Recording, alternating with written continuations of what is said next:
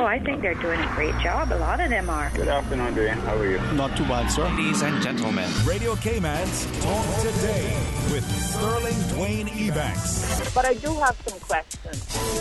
There are more questions than answers. Radio Cayman's Talk Today. If you're ready to talk, we're willing to listen. Well, I really enjoy this program today. Cayman Islands' foremost listeners participation program. May God bless every person.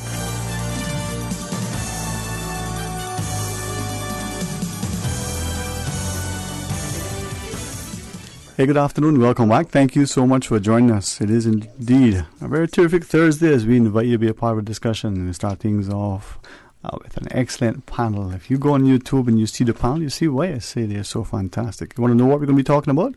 Well, stay tuned for Talk Today. Talk Today is brought to you by Fidelity Bank. For all your banking needs, visit fidelitygroup.com. Fidelity, we're good for you. Radio Cayman's Talk Today, the Cayman Islands' foremost listeners participation program. We ask our listeners to avoid statements or comments which are abusive, derogatory, malicious, or defamatory. Do not use any indecent language or make any statement which is false or misleading. Email talktoday@candw.ky or call 1-800-534-8255. Courtesy of Flow. Cayman's #1 network that connects you to your world like never before. Let your voice be heard. Once again, here's your host, Sterling Dwayne Ebanks.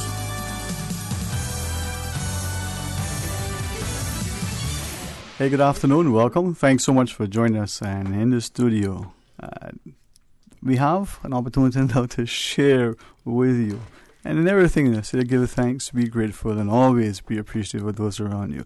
From the Crisis Center, Ms. Mahir Lambda. Good afternoon. Hello, good afternoon. Hey, I mean, you got to say, hello, West Bay. Hello. Hey, Miss Natalie Baldwin, always a pleasure. Pleasure, good afternoon. She's not joined us this month, right today, for our monthly mental health matters, but always a pleasure to have her on board. And as I say from the Family Resource Center, hailing all the way from the Midland, Charmaine Miller. Hi. Good afternoon, ma'am. Good afternoon. Thank you for having us. And through you, if I could ask you to introduce Miss Lauren Williams, your intern, would that Sure. be okay? We have had the pleasure of having Lauren with us as of July, the first week of July. She went right into gear with us with our SNAP camp, and so she's been with us, and she only has a month to go. She's been exceptional, so I'm really grateful to have her here with us. Miss Lauren, welcome. I want to say formal and official. Hopefully this voice to Radio Cayman and Talk Today in particular will be enjoyable. You want to return, not just when you... that's the objective. All right, so welcome aboard. Thank you. I reached out for those who are listening specifically to Ms. Mahir, not just because of her intellect and that wonderful, intoxicating smile that she has. This is why I love coming here. It's like Praise Mahir Hour. I love it. And even though Natalie graced us with chocolate, Mahir is always Oh, wow. Yeah. Did you bring chocolates this time? I bribed him last time. I was trying to be nice. Yeah. And it was an easy effort for me. I set the bar high. Yeah, she did. Chocolate bar high. Yeah. Okay. And as parents, but even as students, we recognize that oftentimes this time of year, I always say summers are great. Some of us, we do things we don't normally do, like eat certain fruits because they're not in season. We got to travel to certain places because other times of the year, well, they're not accessible. Or we leave and come to Cayman because, family here and they're on vacation.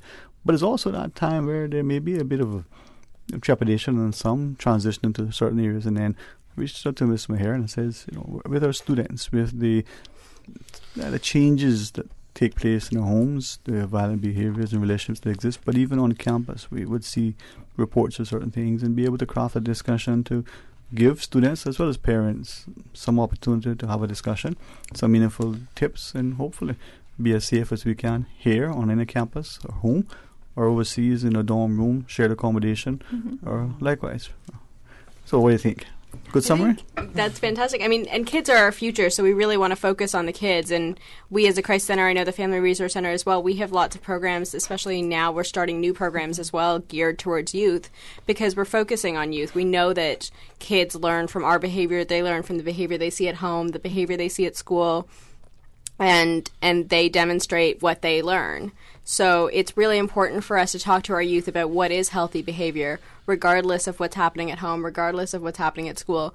Even if they have great role models at home or they don't, it's important for them to know what to take from certain relationships and what to continue to pass on maybe when they have children or in their relationships. And there's been lots of research done on how children who experience trauma or who come from violent homes tend to perpetuate those behaviors in their future relationships, whether they end up experiencing domestic violence through the hands of somebody else or they become a perpetrator in the future. And so I know all of the programs that our organizations run are kind of geared towards our youth.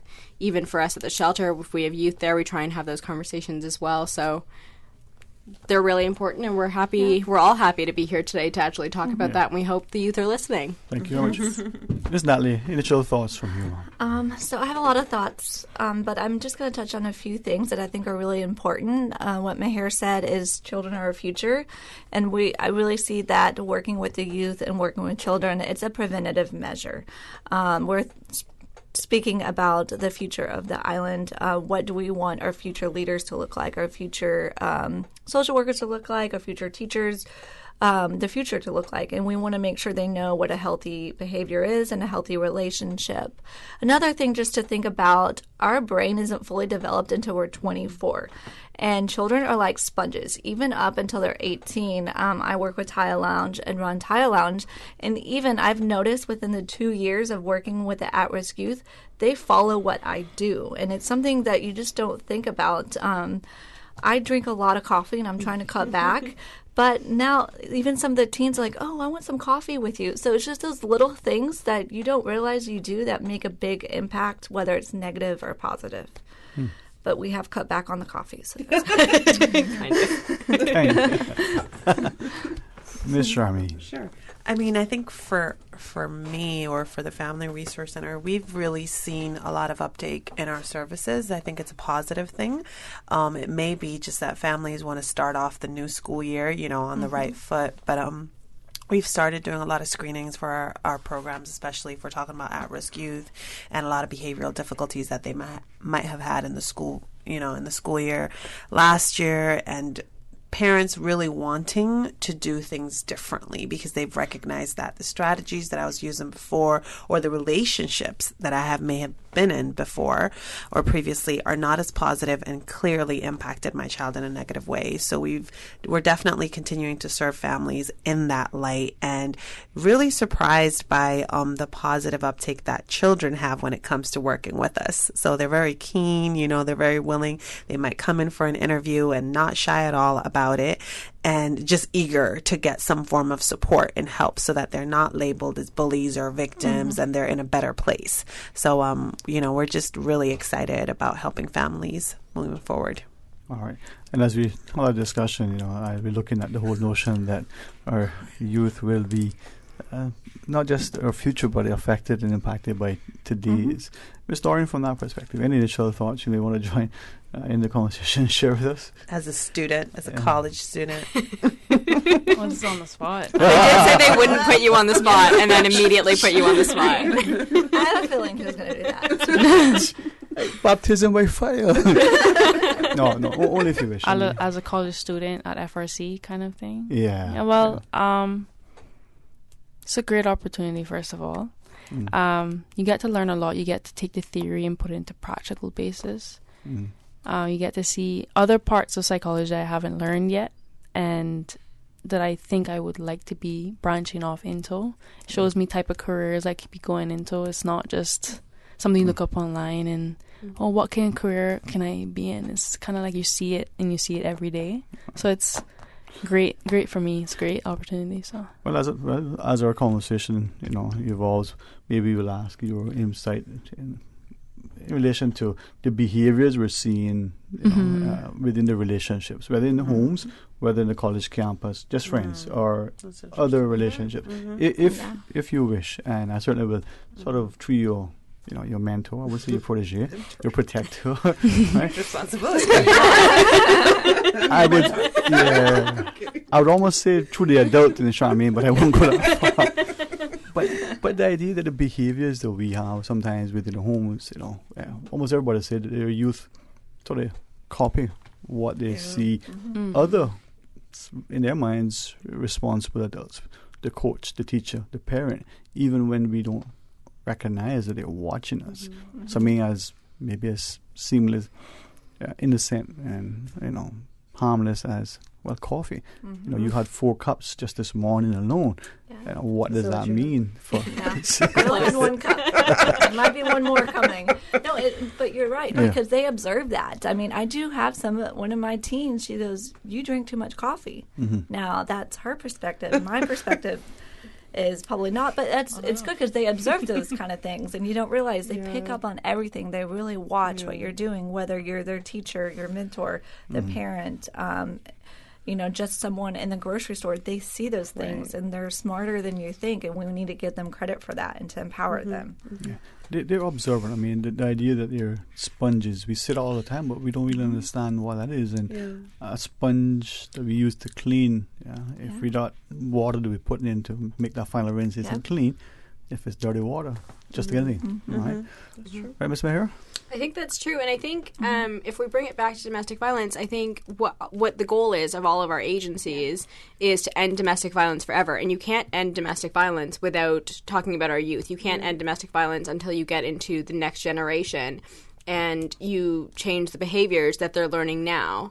If you change the behaviors that they're learning now, then you can talk about what they're doing in the future and how they perpetuate that in the future. And that actually would bring us closer to ending domestic violence potentially forever in Cayman. And Cayman being a smaller island, you can do that if you empower our youth and you actually talk to them about what's happening with them, what's happening in their relationships, what's happening at school, and allow them to sponge together all of the positive habits from everyone around them and the positive aspects of the relationships that they have. Something that was shared earlier, and we hear it often in relation to this discussion.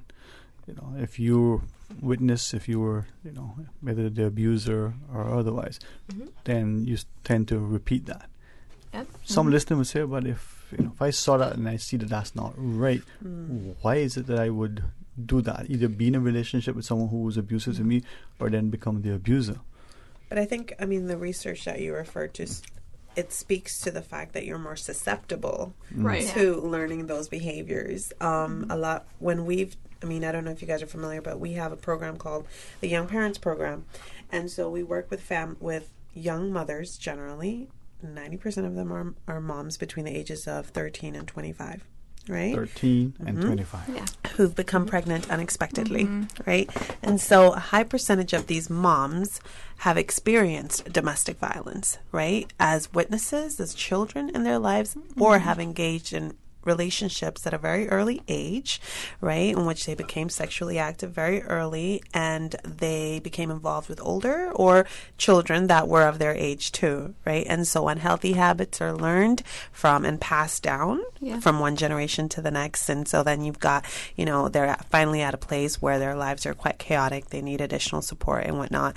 And what I've found in the screening process of that is many of them want to do better. They want to change those behaviors, and they no longer want to be in those relationships, or they don't want to be the parents. They don't want to be similar to their own parents. They don't want to parent their children in the same way that they were parented, right? So that idea of, I want to do something different, but I don't know what that different looks like, is there. Some families or some individuals may learn those behaviors and will carry that on, but others do want to change it. So it's not just the immediate, you've experienced abuse and you're immediately going to become an abuser or a victim, right? I think going on to that, a lot of youth today don't know So what they know is what they see at home. They don't necessarily know that there is something different or that there is something wrong in what's happening in their household. What they do know sometimes is they'll go to school and their peers will talk about their relationships at home or what's happening with their parents and things like that. And from that, they might gauge that what's happening at home is not normal or is not what's healthy, but they don't necessarily know then what is or how to change that behavior in themselves. Great point. Miss Natalie? She just said what I said. I saw read same mind. Same mind. We're too close. We do have a caller. You want to take the call, Miss Susan? After the break, we'll take the call. Respectfully, let's ask the caller to hold on line. When we come back, more Talk Today. Attention! Family and friends, now hear this. Le Classique has up to 75% off all shoes for men and women. Family and friends, call your auntie, call your mother, call your sister. All shoes on sale, 30, 40, and yes, up to 75% off. Uncle Joe, the land belts on sale too, 40% off and up to size 4 to 4. Le Classique Family and Friends sale. This Thursday, Friday, and Saturday, 10 a.m. to 6 p.m. Miss it? You madawa. If your business is over here, but your customers are over here, adding more yellow to your business will bring you both right here. With everyone searching yellows, print, online, and mobile app, getting your business noticed is easier than ever. Book your consultation today at findyellow.com. The 2020 Yellow Directory is closing soon. Last chance. Don't miss out. Call now to sign up or renew today. 949-7027. That's 949-7027. Yellow. We know K-Man. Did you know that once properly sanitized, some tinned food items may still be safe for consumption after coming in contact with floodwater? In order to properly sanitize these tins, always remove labels, and then wash tins in a strong detergent solution using a brush to get rid of excess impurities. Tins must then be immersed in a solution made of 2 tablespoons of chlorine bleach per gallon of water for 10 minutes. Ensure that containers are air-dried before opening. For more post-hurricane food safety tips, visit the DEH website at deh.gov.ky.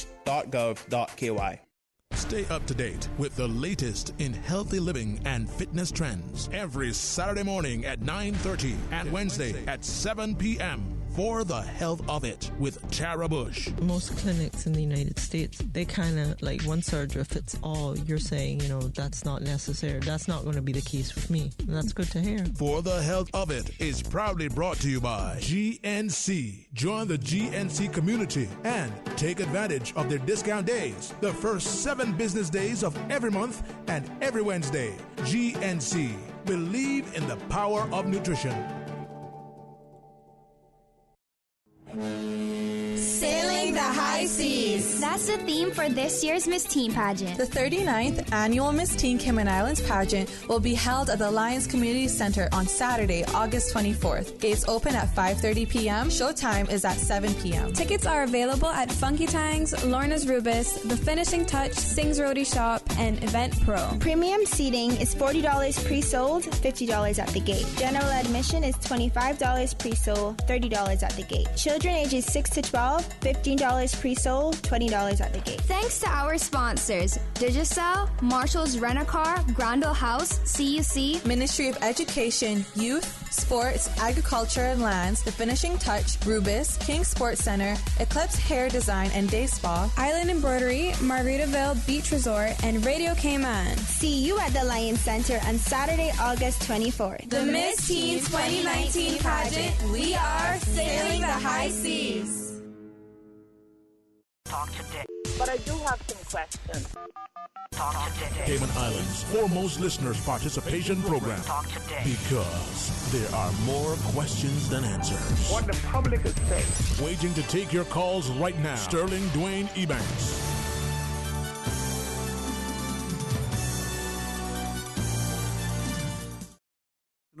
And welcome back to Talk Today. You can't take Charmaine Millihan over here. Sorry, are we on the air now? Yes. Are we live on radio? Yes.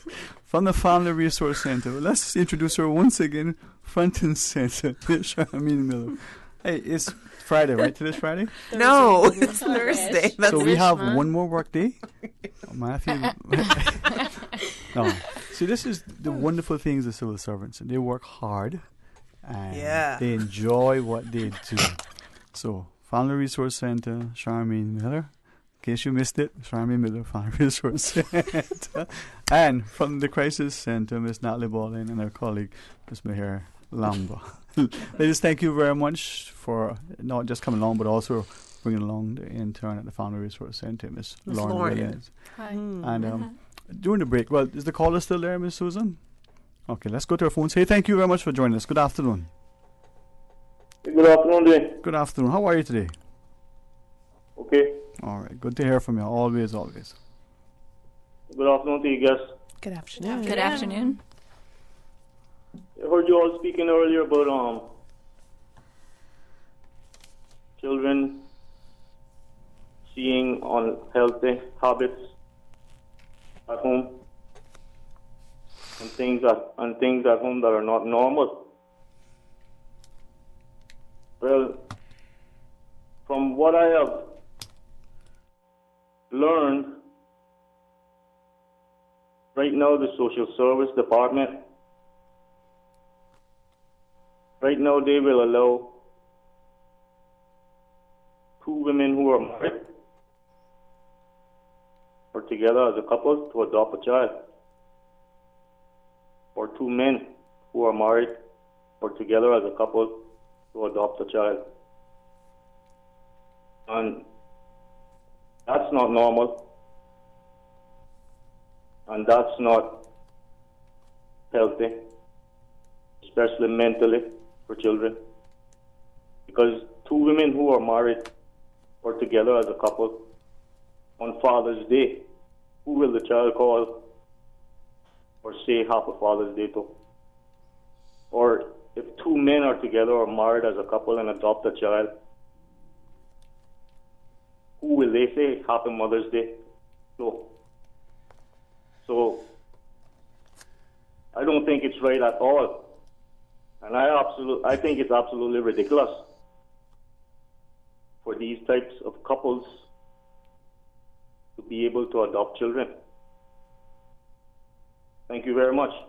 All right, thank you for sharing your perspective. There are some other callers online, and I don't know. Can you hear me okay, Miss Susan? I'm not sure I can hear myself quite yet. All in the good days. I'll go to the phones, but anybody has any comments to share. Now, I know, Miss Williams, during the break, you were certainly, very eloquent. Any thoughts that you wish to share with us, as you were previously? No? Okay, no problem. We'll bring you into it when you're ready. Miss Miller, when we're gonna, Sure. When we look at times of transition in particular, and if I could maybe take the perspective of either the high school student or specifically the college student entering it, but if you would just say the college student, for one reason, the age, that student is probably 18, right, 18-ish and beyond. So in most countries, the age of majority, even if there are restrictions on certain things, but 18-year-old college student, freshman, others are going to licensed premises that probably, like the law may say you could be 20 or 21 or whatever it is, depending on the jurisdiction. There's a level of freedom, maybe an expectation of independence, and then there's this behaviors and relationships. Particular challenges for that young person? I mean, I think we've all been there, right? In terms of trying to find yourself. I think that's a stage in people's lives where but you gain a lot of independence and you're in a process of redefining who you are, right? You've already been parented by your mom and dads or grandparents, whoever it may be, and now you're left with all this independence, trying to figure out, okay, well, who am I as a person? What are my values? What are what's my belief system on certain topics, such as domestic violence? When do I speak out, or how do I assert myself in a way that expresses confidence, right? And so I think, that's the kind of conversation that Lauren and I were having before the break, in that this culture today, is there a sense of more awareness around social related issues like domestic violence when it comes to college students? Are we seeing more college students that are aware of the signs of it, you know, and Lauren had mentioned that there's more physical abuse that is still being defined as domestic violence as opposed to the emotional, psychological, and all those other aspects of it. So I think it's really important to make sure that, you know, you don't fall pressure to obviously situations or relationships in which you're not comfortable as, even though, you know, we do make mistakes, we do have our challenges, we do have that social pressure to try to fit in as human beings. That's completely normal, but also making sure that that's not compromising your identity of the person that you want to be. Yeah, and I guess, Lauren, if you want to share some of the trends that you're seeing in your experience too as a college student, that'd be great. Okay. So it would be mostly, I don't like hearing myself. Nope, take it off. It would be mostly that was good self-awareness. Yeah. Trends would mostly be around people wanting to be unique, people wanting to understand themselves like to the T, finding out who they are at a young age. But I feel it's experience that you just go on, like it's a flow. That's what I believe. Things that people want to be more aware of who they are. Yeah. That's most of it. Yeah, and there's a lot of pressure too, Yeah, right? that's a lot. Societal pressure, The especially pressure, with social media. Is it to conform to the group setting? To you think the behavior sometimes of some people, and you know, maybe an example. Let's see, bunch of people are part all of a sudden. Hey, let's jump in. Yeah. You know, we do this thing, and you're one or two who are not doing this thing, whether it's jumping into the pool, whether it's you know, airball up dancing or whatever it is. How do you get to a point where you feel confident, you're okay to stand out? Credit Radio came out with this when I was young. I was like 5,000 years ago, right? They had a PSA that talked about don't be afraid of being original, be yourself. And they ran it often. Now I don't know if it was the eloquence and then the Christian voice and not, if it was just the PSA striking a chord with me, but that helped me. Hey, you're different. Your hair is different. Your eyes are different. Your skin color is different. You're short. You're tall. No big deal. There was only one you, and that PSA aired, you know, almost as much as the port had, and it really, really was helpful for me. Maybe somebody else, you know.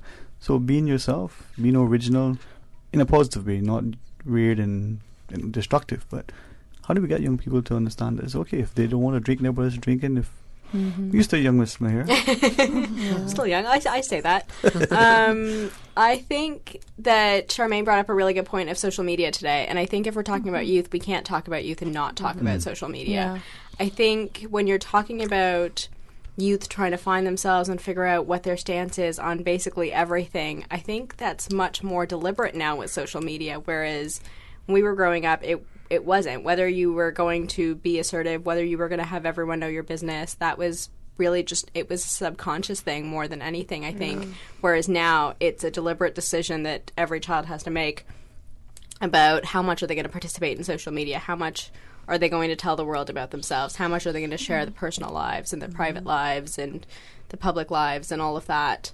And really, when they're defining themselves now, they're defining themselves based on, well, what does my social media look like, and what is that outlook? Do I get? Yeah. It's I sorry, I didn't mean to interrupt. So I feel like, yes, this is the time when you're trying to find yourself, but there could be finding yourself in a good way and a bad way, and I feel like that's where you really need to establish what your values are, what's important to you, which can be really, you can have blinders on with social media because it's, or how many likes do I have, or how many followers, or can I get a feature on Instagram, or there's all these challenges.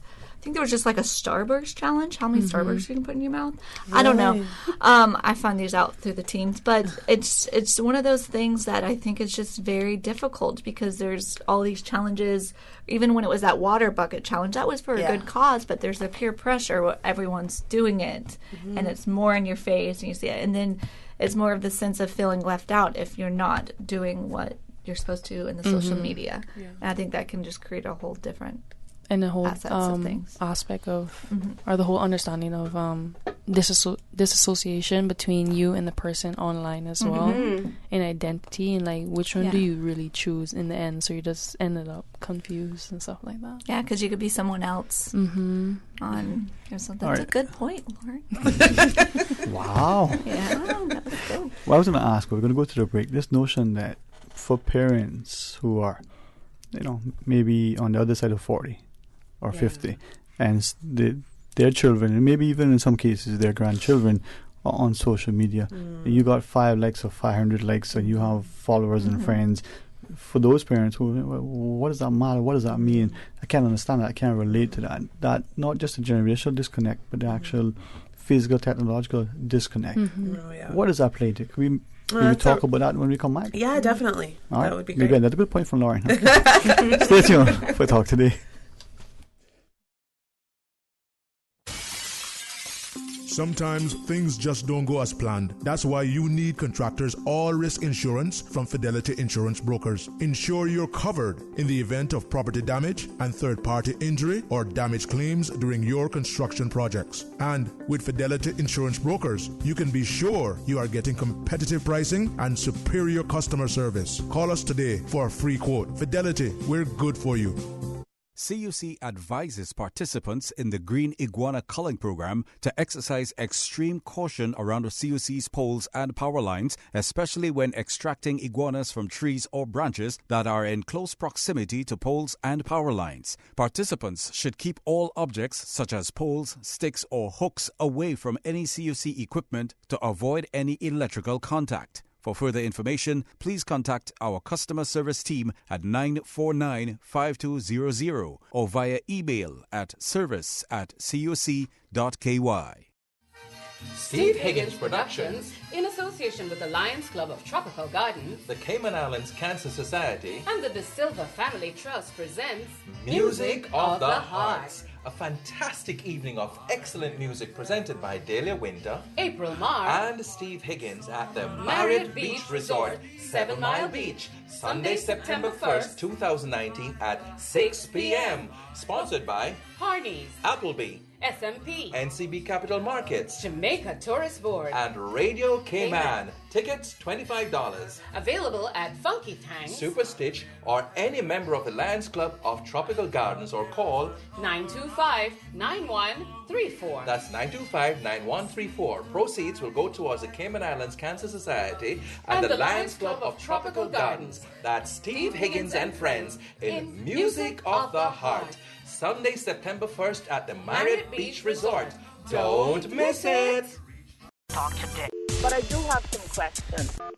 Talk today. Cayman Islands' foremost listeners participation program. Talk today. Because there are more questions than answers. What the public is saying. Waiting to take your calls right now. Sterling Dwayne Ebanks.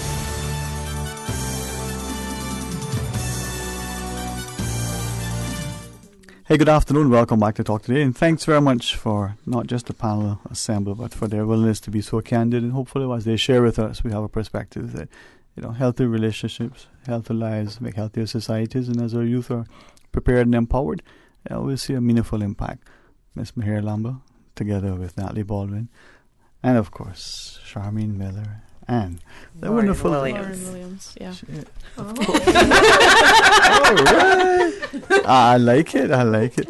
See, when you raise confident, intelligent, industrious, ambitious. Thank you. Oh, Miss Lauren, I'm so proud of you. Thank you very much. It's a true treasure to our society. An athlete. And Okay. Okay. That's another conversation. But going back to what you said yes. about technology, right? And we found in our work with clients individually, and a lot of the issues that we were seeing were parents having a hard time with getting their children to follow their instructions, to listen to them, to complete just regular sort of like demand that are asked of them on a day-to-day basis, right? And so parents had a hard time with that, and a lot of it, what was getting in the way was technology, was the devices, the iPads, the tablets, and all these things, right?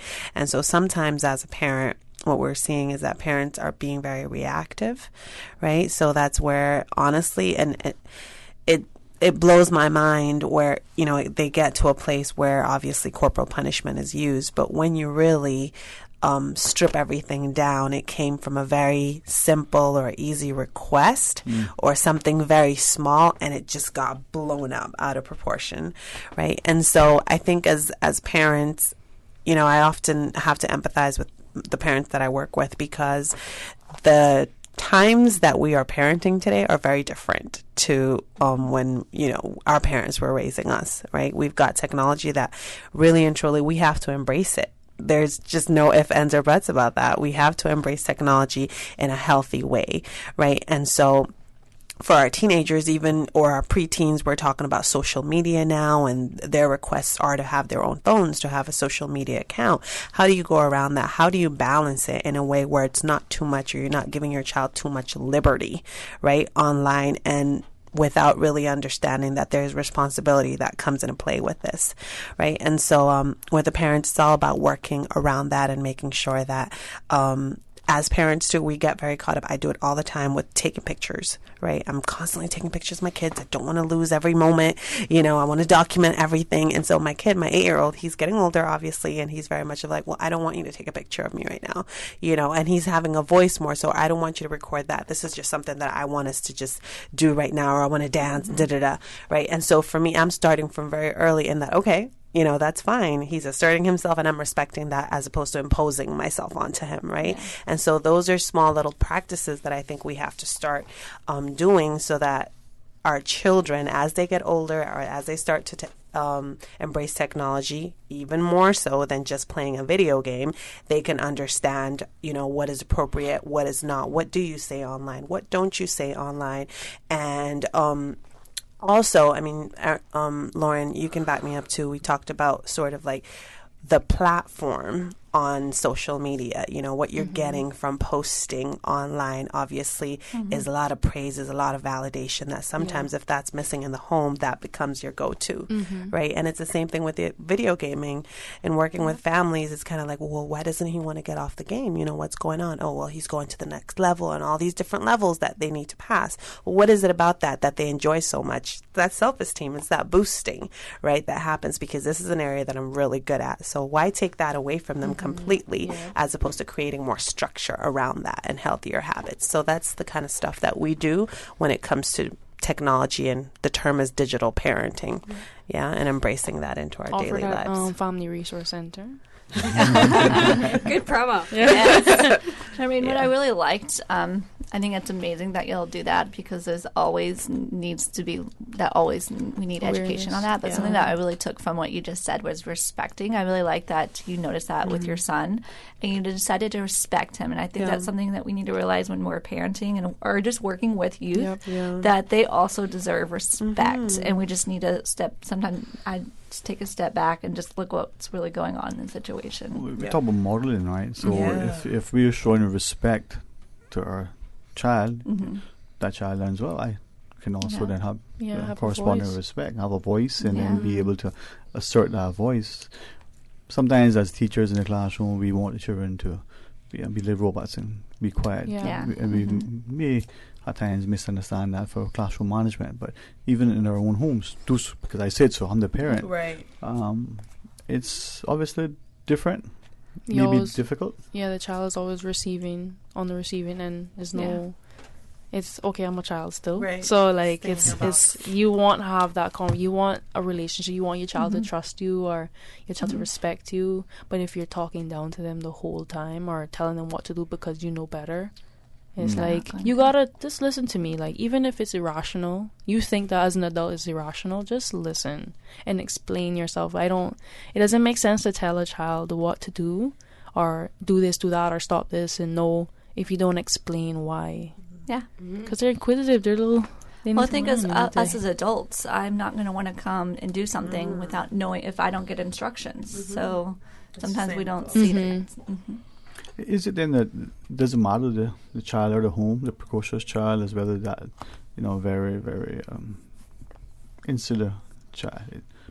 they want to know why. Explain to them. Give them. Yeah, explain why. Even if they don't understand, explain why. You didn't say, do this, do that, kind of It's thing. always a learning It doesn't. opportunity. Yeah. And I think what parents get stuck in is that they're losing their sense of authority. I get you. But it's not a control battle, really. Your request doesn't change, right? It's just maybe the little bit of time that you're taking extra to explain that. And at the same time, another issue is that they're getting caught up in making these requests in the heat of the moment, right? And so there are a lot of emotions that get in the way, and that obviously leads to a battle also between the parent and the child. So making sure that you're having conversations in a proactive way as opposed to in the moment, and hopefully that would reduce some of those incidents or help improve the relationship. We've talked about at-risk youth earlier, and just merely for my benefit, some would say, well, that child has been defined as at risk, but what about the children, presumably two parents or one responsible parent, lots of money, excellent job, high position, lots of help in the home and the like?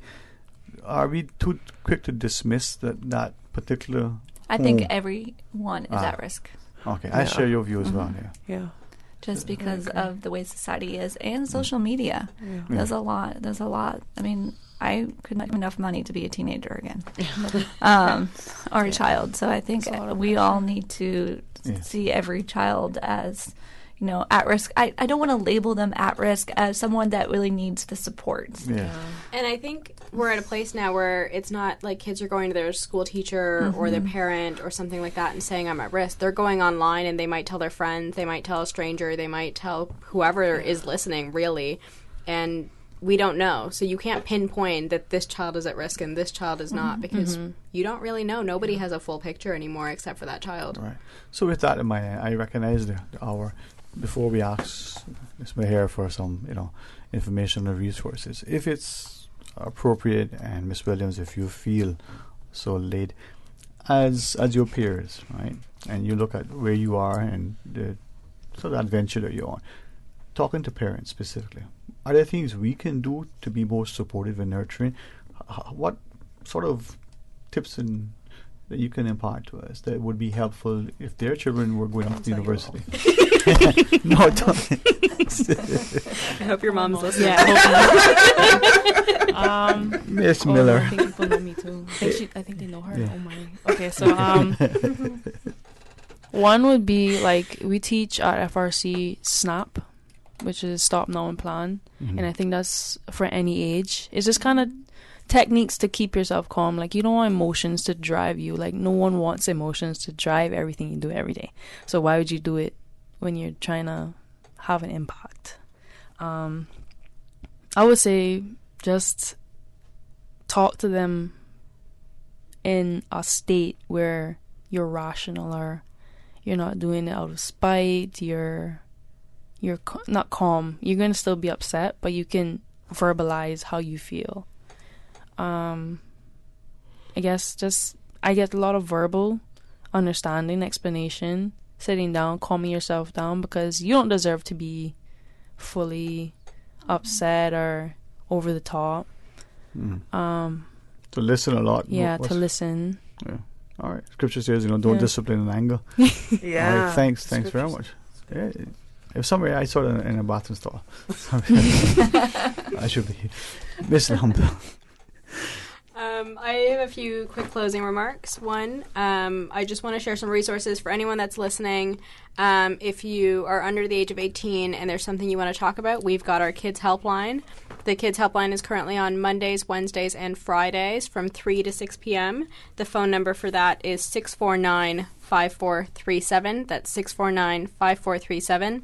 Obviously, we're not limiting your issues to those timings, so we also have a 24-hour crisis line, and that number is 943-2422. So if anyone, if you're under the age of 18, feel free to call our Kids Helpline, and we can talk about anything if something's come up based on today's conversation or otherwise.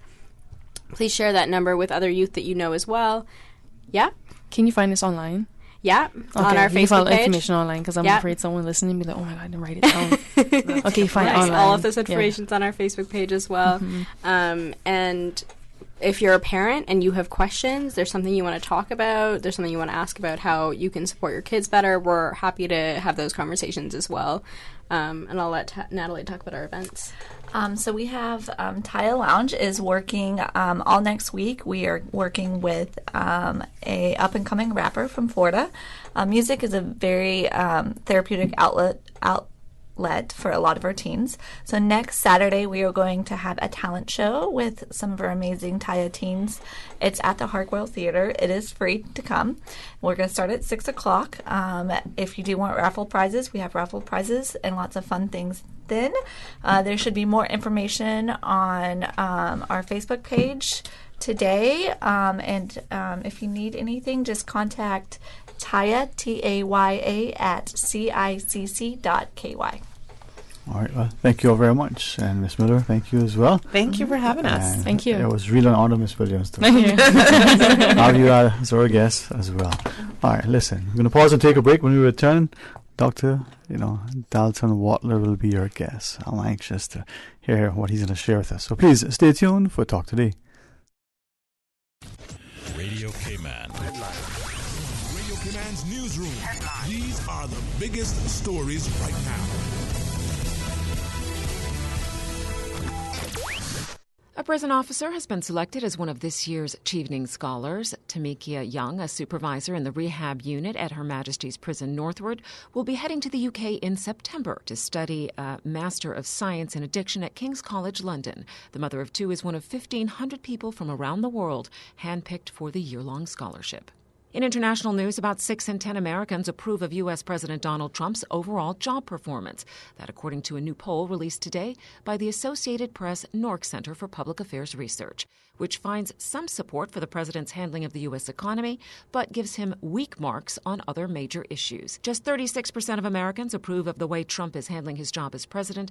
62% disapprove. Trump's approval rating has never dipped below 32% or risen above 42% in AP Nork polls since he took office.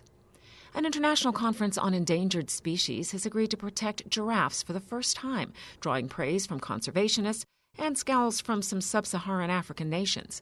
Today's vote by a key committee at the World Wildlife Conference, known as CITES, paves the way for likely approval next week. The measure would regulate the trade in giraffe parts, including hides, bone carvings, and meat, while stopping short of a full ban.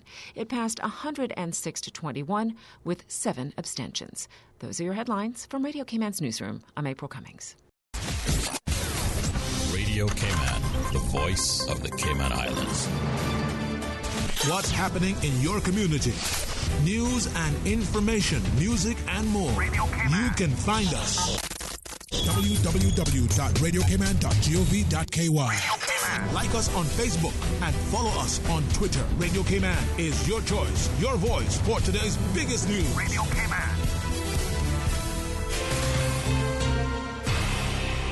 Parents, do you know what time it is? It's the most wonderful time of the year. Well, it's not Christmas time, but school is nearly back in session. Is your child ready for the school year? Stop by Savannah Pharmacy in Countryside Shopping Village and pick up all of your child's stationery supplies. With 30% off selected items, you won't need to break the bank to get your little one prepared for the school year. You have enough to worry about. Make back to school a breeze with Savannah Pharmacy, located in Countryside Shopping Village, or call 946-3336.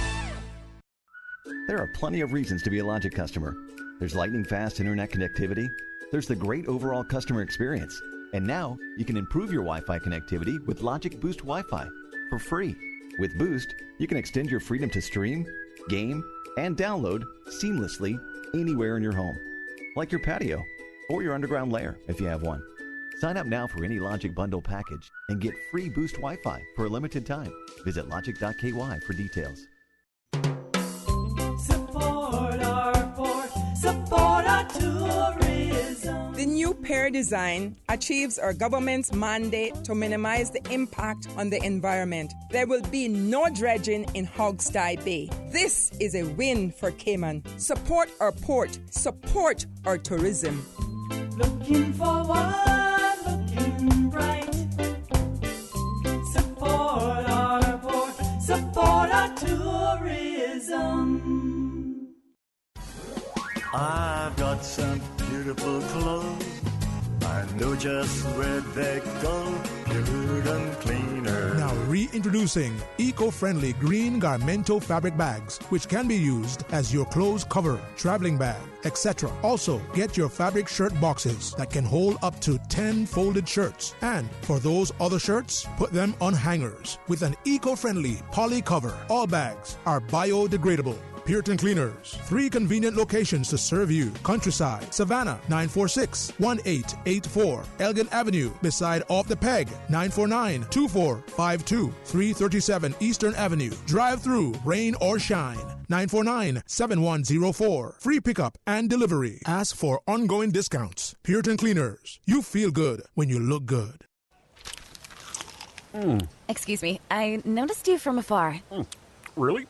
Me? Well, not you. The KFC sandwich you're eating? Oh, Zinger. Sorry, I'm not trying to be funny. No, it's called the Zinger Sandwich. Crunchy, juicy, 100% chicken breast, crisp lettuce, sweet mayo on a seeded bun with a little zing. KFC's chicken is not factory breaded, frozen and refried like the Burger Boys. Customize your KFC Zinger and dip it in barbecue sauce. Wow, now I'm starting to notice you too.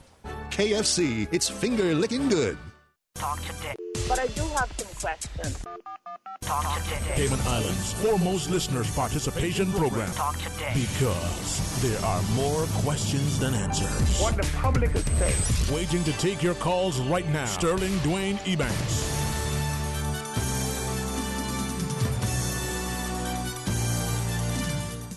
Afternoon, welcome back to Talk Today. Thank you so much for joining us, and it's always a pleasure to be able to sit there in the seat.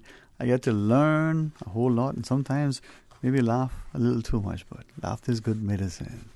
And in the studio, Dr. Dalton Watler, thank you so much. Thank you for having me here, Dwayne. It's a pleasure. It's a pleasure for me to be here too. Always. And thank you too, as we invite, many times she comes, but she always, sits in the other section. But nobody knows the great work she does behind the scenes. As Karen Chin as publisher, but as also that lady who is one of the great shakers and movers in our society. Thank you so much for coming along. Thank you. Thank you for welcoming me. And I like that new name, Shaker. Yeah, man. Big, and I'll actually at some point bring into it, because many people don't appreciate that somebody may have this seed that they want to germinate. They may have this idea. They may even have it in a format like Dr. Dalton. His intellect, his insight, the level of discipline he has when it comes to the things he wants to write down, publish. But someone like you can make that a reality, so readers like me get a chance to delve into it. Without you, we wouldn't have the opportunity to read sometimes the dissertations and the theses, but even the ruminations of the minds of the Daltons. Right? Sorry. He did say it's going to be my day today, and you started out just like that. Man. Your day every day. And a day ending why, if you speak English, is a good day. We had an opportunity in the past, not only to talk to you about your other publications, but to read them and to see your insight relative to how society is affected, how we affect the outcomes in our societies. This latest one, as soon as it pops up on my screen, I'm sure it's going to be there in a moment. But tell us about it. Well, it's a long process to get it done. It took me almost 3 years to complete the book, and it took me that long because it's as the title says, challenges of emerging societies. So sometimes I have to be flying to Cuba, sometimes to Honduras, some of the times to United States and Colombia. Go there, interview people, see people, talk to people, gathering the experience that they were having out there, bringing to the book, and then ask questions to the people who got the knowledge in psychology and others in sociology, put those things in perspective, and then bring the final book. And in doing my research, what I found is something very interesting that it was clarified by those who are in the field of psychology. Not because you demonstrate a behavior, that meaning that you are that particular individual. So, in that saying is that not because you drink liquor, it means that you are an alcoholic. Right. Not because you smoke weed, it means that you are an addict to marijuana. And not because you do things, it's meaning that you are. So it's meaning that it's a behavior that you demonstrate. It's a learning process, the learning process that help you to be the person that you are. So, and that is where I am right now in regard to the book, and I get it done, and here I am thanks to Karen. Well, for those who are listening, and I was trying to be mindful of the environment and not print, and I was hoping my technology will cooperate so I can have it on the screen and my notes and the like. But if it doesn't, I'll rely on a memory. But it is Saturday, author's book signing, sort of presentation. Well, we call it the Orchestra Town Hall, recently renamed Constitution Hall. 11 a.m. Is that where? No, it's at the public library. Public library, okay. Yes, all right. The historical part of the library downstairs there at the Georgetown Public Library. All right, right next door, even better. A much more book environment. Yeah, significant building in just that older section. So 11 a.m. this Saturday. This Saturday, right. The 24th. And it's important, I think, when we get a chance to not just a new book has been published. We pick it up, we read it, we comment on it, but books where we can speak to the author. Not just the ones that we like, some fanciful romance or some political thriller. Like what's wrong with those? Huh? Where you going? Yeah, but not just those. Yeah, go ahead. I forgot who I was talking. But the idea that comments on societies, not just emerging societies, but societies in which we are living, and about issues that affect us. Yes. Now, your particular title of this publication, Dr. Dalton, in and of itself, is indicative of the challenges. It was a challenge for me to come with this book. First, I am an individual that believes in family. Mm-hmm. And for me to come with this title, the first people they have to convince about this particular topic were my children. Mm-hmm. I talked to my children, and then I even, in the process of getting it done, I have my doubts. And I asked Miss Karen, Karen, what do you think? And then Karen provided me some advices, and she can tell you the advices that she provided me. Miss Karen, yeah. He said 3 years ago, right? He wants me to remember those advices. Anyway, it is true that challenges, it's you get your thinking on when you think of the challenges, and immigration, drugs, when you raise a topic like immigration, drugs, and even the sexual orientation, and the topic that some of the topics covered in the book. Can I say that he said, I won't bring you this one, Miss Karen. I published his 2 first books, and he said, I won't bring you this one, Miss Karen. And I said, why? And he said, well, it's the topic I'm going to be dealing with, and I want to protect you. And I said, from what? Correct. And I said, from what? And he said, well, take a read and let's see what you think. And I said, okay. Right. And I got hooked on it, and I said, I think. We're going to ask you what you think, right? But just looking at the book, and I haven't read it as yet. I just quickly did a preview and the like, and the notion that just a discussion prior, we were talking about the behavior, the challenges in a sense that we see in relationships in our homes, we see as our students, and that was primarily the focus as our students are at universities or even in high school, their behavior online and otherwise. This is what society is, facing. And it's what we sweep under the rug most times. Oh, I like how she said that. Yeah. So you read it, you were the publisher, and then you had it edited and the like. But would you be mindful to share your perspective? I must say that Dr. Dalton did a lot of research, and when he writes with a lot. You have to be open to read a lot, but it's clear enough for a layman, as one of the reviews said, it should be what a politician should pick up and what a school should pick. It should be a must-read for schoolers. And so I will not say it's hard to understand. It's just that you have to be reading a lot and recognize that he's not for or against. It's not sitting on the fence either, but it's just giving you information to figure out for yourself. They said, give a man a fish and he eats One, he only eat for the day, but if you teach him how to fish, in that book I find that that's what he was making sure that youngsters, whether it's the sports field, whether it's the school or college, wherever you are, that you can read the information and make a decision, a wise decision from what he read, what he wrote. So, and what you read, you should understand that it's necessary to make great decisions these days. Good decisions no longer cut it. I found that I was reading something about the social and economical and emotional actually learning, and where children are just given the opportunity to do few things. Thank you, I've liked the feed. I felt it too, but yes, children are just given textbooks and said read, or sometimes we teach them how to read and not letting them read. He just raises a question outside. We're talking about the trouble with schools and educations and so on. He said, it's not a problem. And I said, yeah. I gave him, the face like, it's not a problem. He said, from home.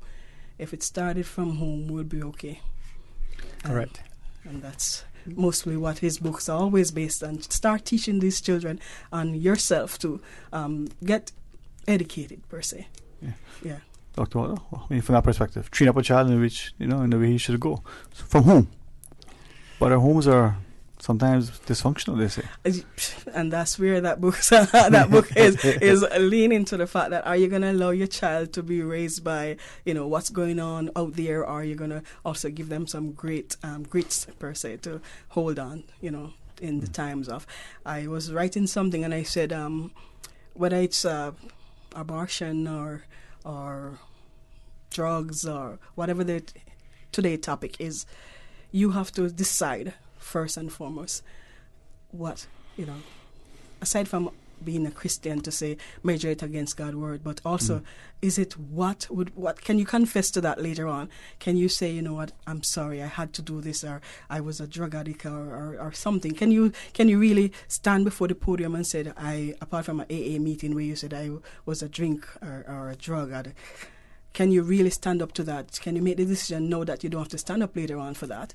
So I went outstream a little bit, but the fact remains, you have to get a grip on what you're doing, what you're learning from, who is teaching you, what advice are you living with and taking.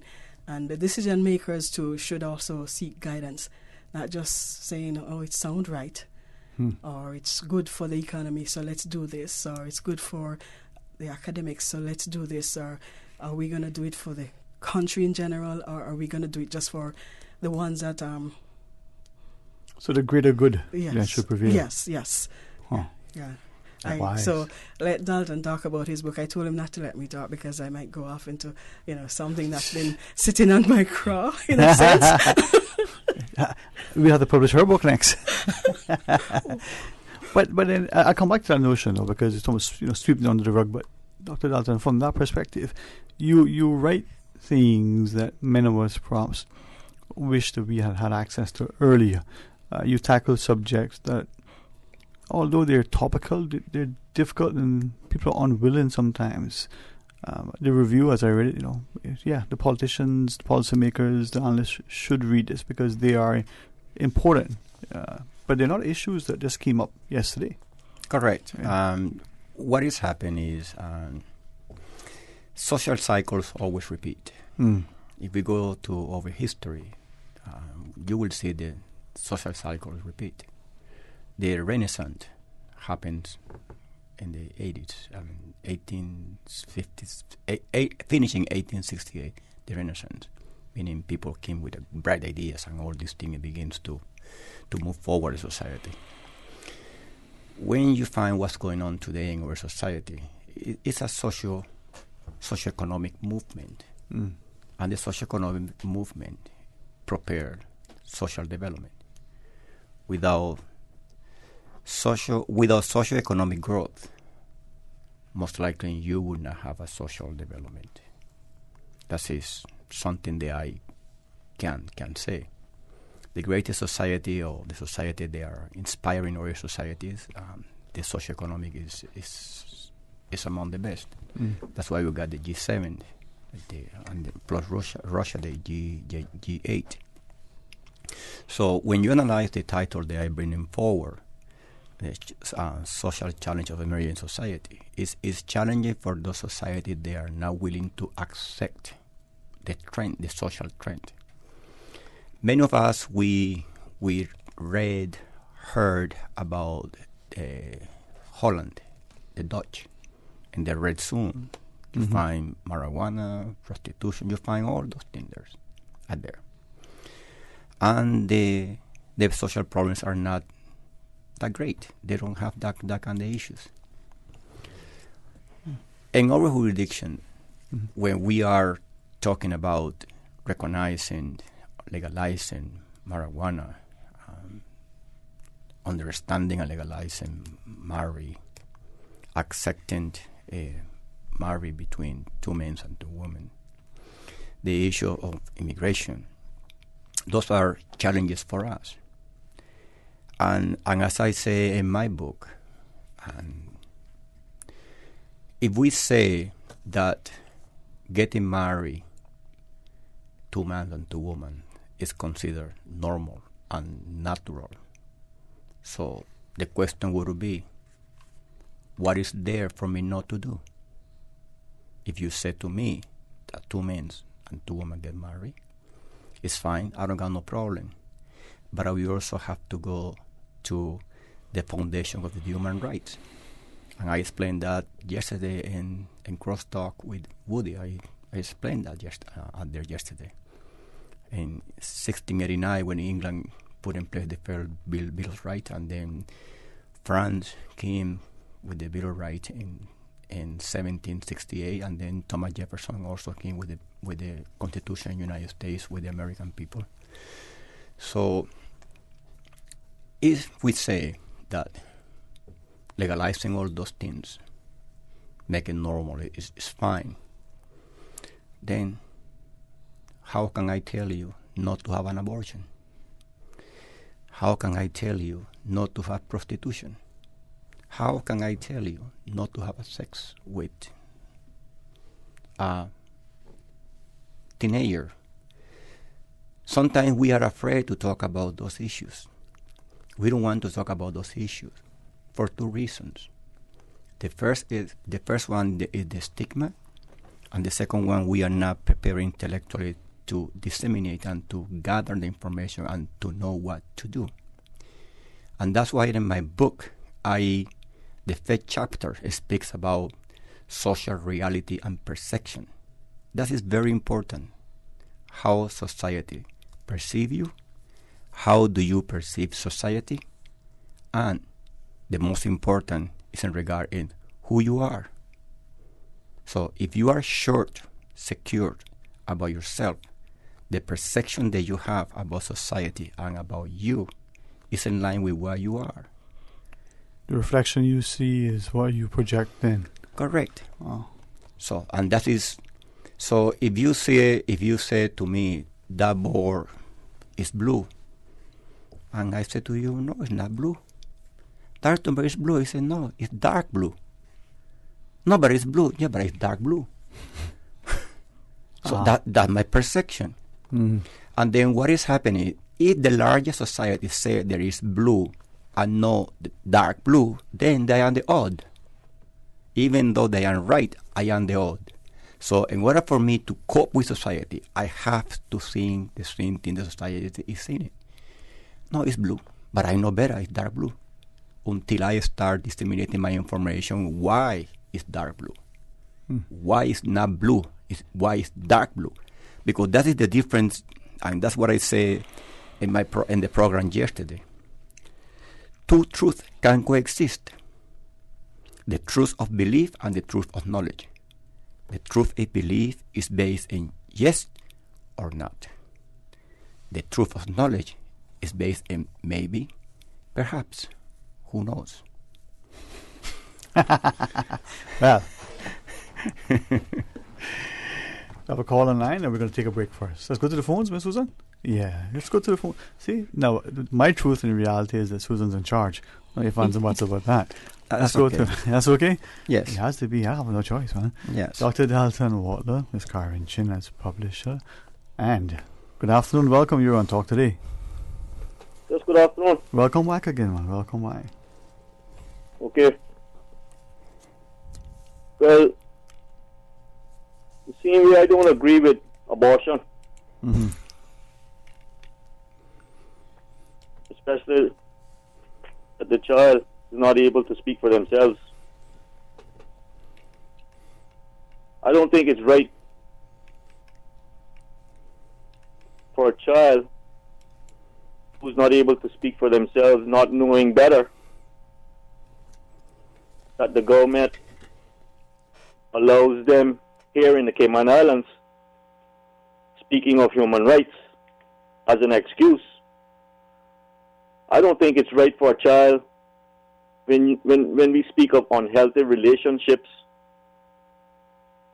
and unhealthy habits and things going on at home around children that are not normal. I don't think it's right that government allows our children to be adopted by homosexuals. Thank you very much. All right, well, thanks for sharing that. But Dr. Waddle, you ready to respond? Well, as I say clearly at the beginning, two truths can coexist. Mm-hmm. And one is based in the belief, and the other one is based in social science. And people, again, one, there is right for individual to speak, the freedom of speech. And if you analyze the foundation of the human rights, that was done by many years ago, you will see what is there. And the foundation of the human right is a socioeconomic / democracy. So I am not, as I say, I am not here, Ms. Karen said at the very beginning, against or in favor. I providing information for the people of this country to be more aware of what's happening. And I believe the people is aware. But sometimes it's better to concise the information for them to understand and to have a public debate in issues that are not even considered at this particular time. I mentioned the word abortion because right now in the United States they're talking about that. And even I believe the Ireland passed, they went to a referendum and they legalized abortion. I believe the Ireland did it. And right now in the United States, marijuana is legal in so many different states. In Colombia, they allow you to have the what they call the minimum dose. Uruguay legalized marijuana as well. So there are many trends in society. They are taking place. All I am doing is researching, gather information, and provide knowledge to this segment of the society. If you do not agree, I respect that. If you agree with me, good. But if you don't, that's not going to hurt me because you got your reasons, you have your foundation, and with that, I can argue. I mean, I respect that. Right. So when we come back from the break, let's ask a couple of things then. You talk about challenges of emerging societies. What about those developed societies? And then you said, people are aware, they're becoming aware, the electorate in particular, because those are the ones who presumably would be impacting things. But does awareness translate into action? And then the third thing, if Ms. Karen is so inclined, hey, why don't we let her get some things off her craw as well? Yes. Right? So, Karen Chin, Dr. Dalton Watler, challenges of emerging societies, sexual orientation, recreational drugs, immigration. Hey, those are some things we'll be talking about. Stay tuned for Talk Today. The best back-to-school sale is now at Reflections. Buy one, get one half price on all back-to-school shoes. Over 100 styles of your favorite brands. Nike, Adidas, Puma, Reebok, and more. Back-to-school savings on shoes for toddlers, children, teens, and adults. Buy one pair, get the second pair half price. Or buy one pair of shoes and get a backpack half priced. The best back-to-school sale at Reflections. Now located on Shedden Road, across from Napa Auto Parts, beside Mango Tree. Reflections. RC Fusion featuring Billboard pop hit songs and more from the 70s to the 90s. RC Fusion. Weekdays from 10 a.m. till 12. RC Fusion. Yar, brought to you by Pirates Week, the Cayman Islands National Festival, celebrating 42 years of fantasy, history, and fun. Attention! Family and friends, now hear this. Le Classique has up to 75% off all shoes for men and women. Family and friends, call your auntie, call your mother, call your sister. All shoes on sale, 30, 40, and yes, up to 75% off. Uncle Joe, the land belt's on sale too, 40% off and up to size 4 to 4. Le Classique Family and Friends sale. This Thursday, Friday, and Saturday, 10 a.m. to 6 p.m. Miss it? Your mother. Talk today. But I do have some questions. Talk today. Cayman Islands' foremost listeners participation program. Talk today. Because there are more questions than answers. What the public is saying. Waiting to take your calls right now. Sterling Dwayne Ebanks.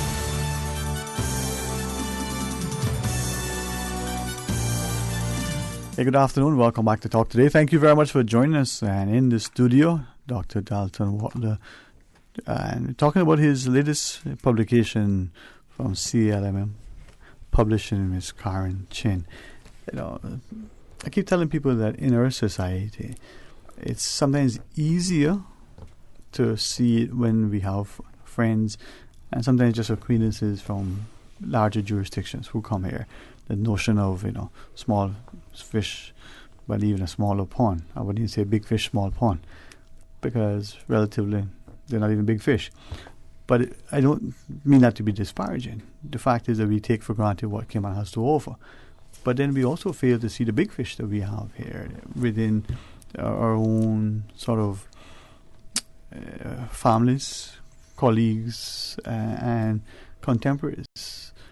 Dr. Dalton, your publication now gives us a chance to look not just at what may be happening in societies globally, but if we look at it from, I guess, the macro level, our own Cayman society, what, for instance, are our people, our youth, dealing with respect to sexual orientation and recreational drug use?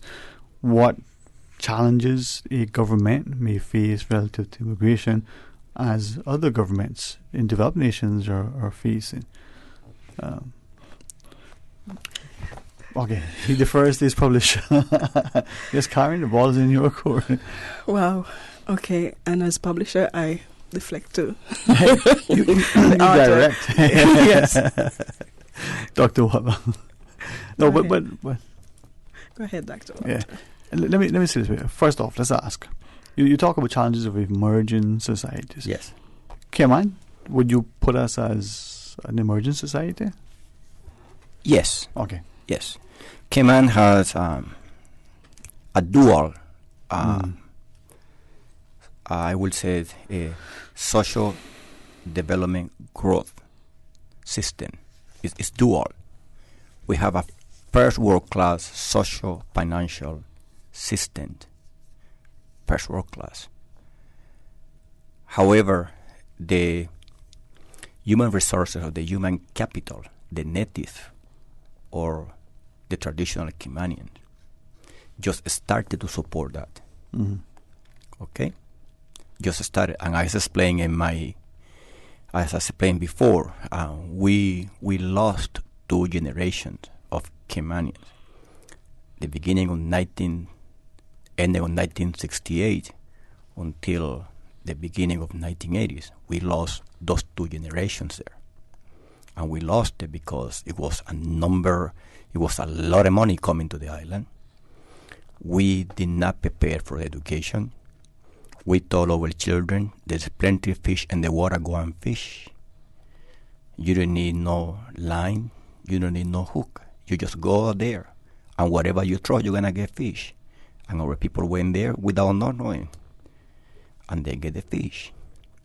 As the fish get lesser, now the man who mastered the skills to fish is the winner. And that man who mastered the skill to fish was the one who educated his children. And those are the children they are today in power and in control. And those are the children that have the good jobs and a better position in our society. So let me ask them from that perspective, this notion, because I see the analogy in the fact that we didn't value education, we didn't invest in it. Correct. As a collective sort of vision, but also individually. Correct. So from that perspective, then, if we are seeing, on one hand, people, whether they've come here to make this their home or whether they've been here all along, attaining a certain level of success, and in our minds, in relative short order, so in less than a decade, in our minds, they're wealthy. And there are those who say, well, I've been working for the last same amount of time, maybe even longer. Could that potentially lead to not just a divide, but a sense of maybe repercussions leading to violent behavior, that we should be fearful, if so? No, not really. Okay.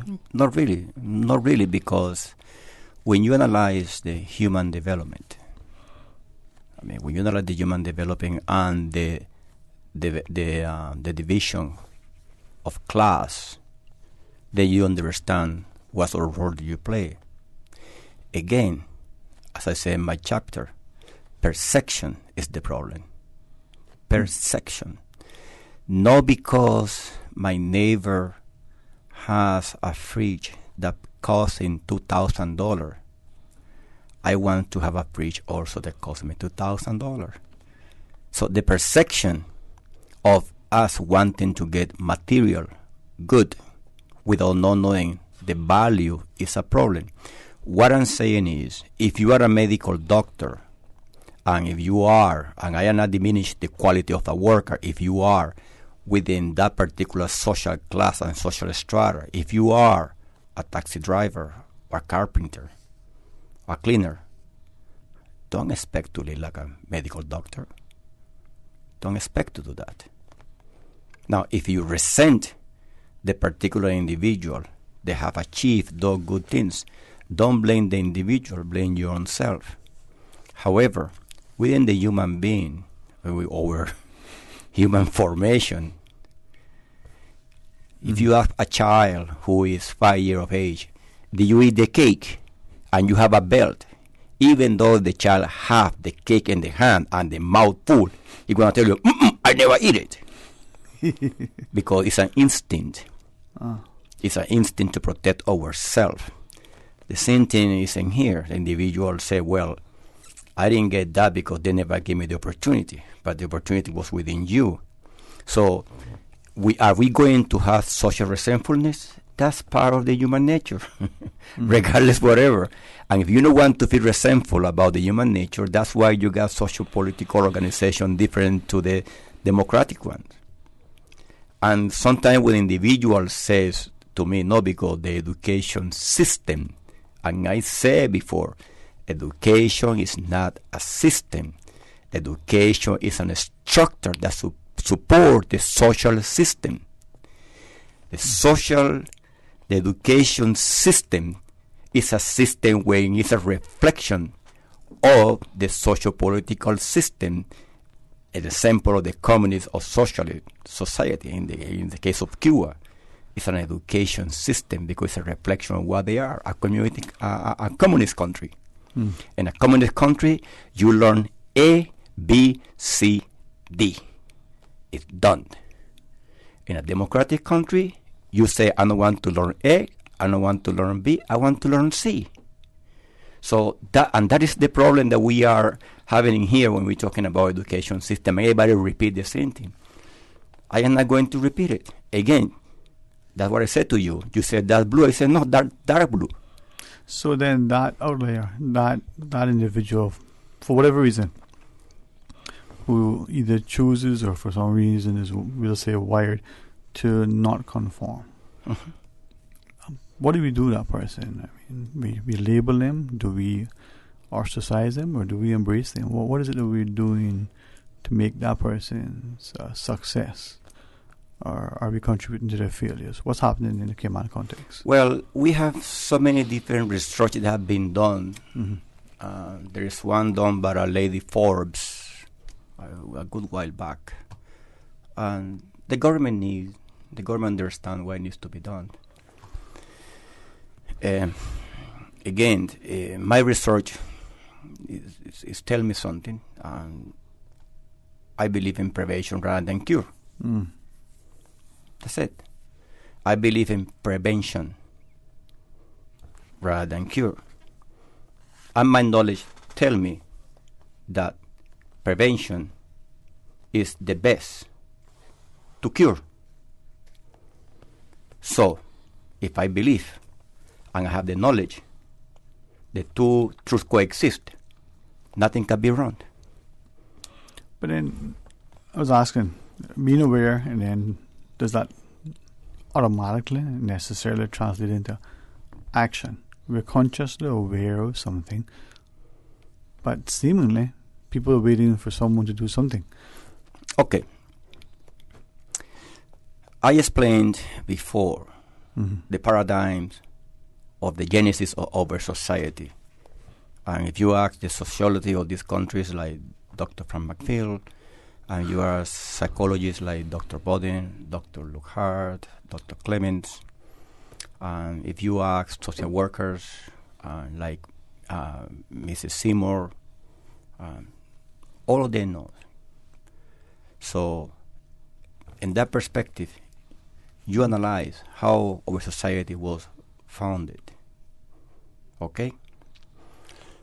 When you keep people busy in doing something, when the leisure time is constructive, there is no room for misbehavior.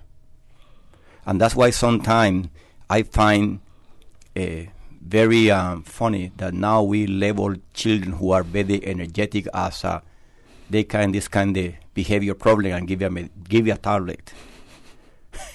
I find it funny. It's hyper. He's hyper. We cannot control in the classroom because the boy is hyper. He's hyper. And I said to myself, okay. I mean, I don't want to go into that because that's a different topic altogether. But in the case that you are asking me, you're gonna find individuals, they are not going to cope with the norm in the society.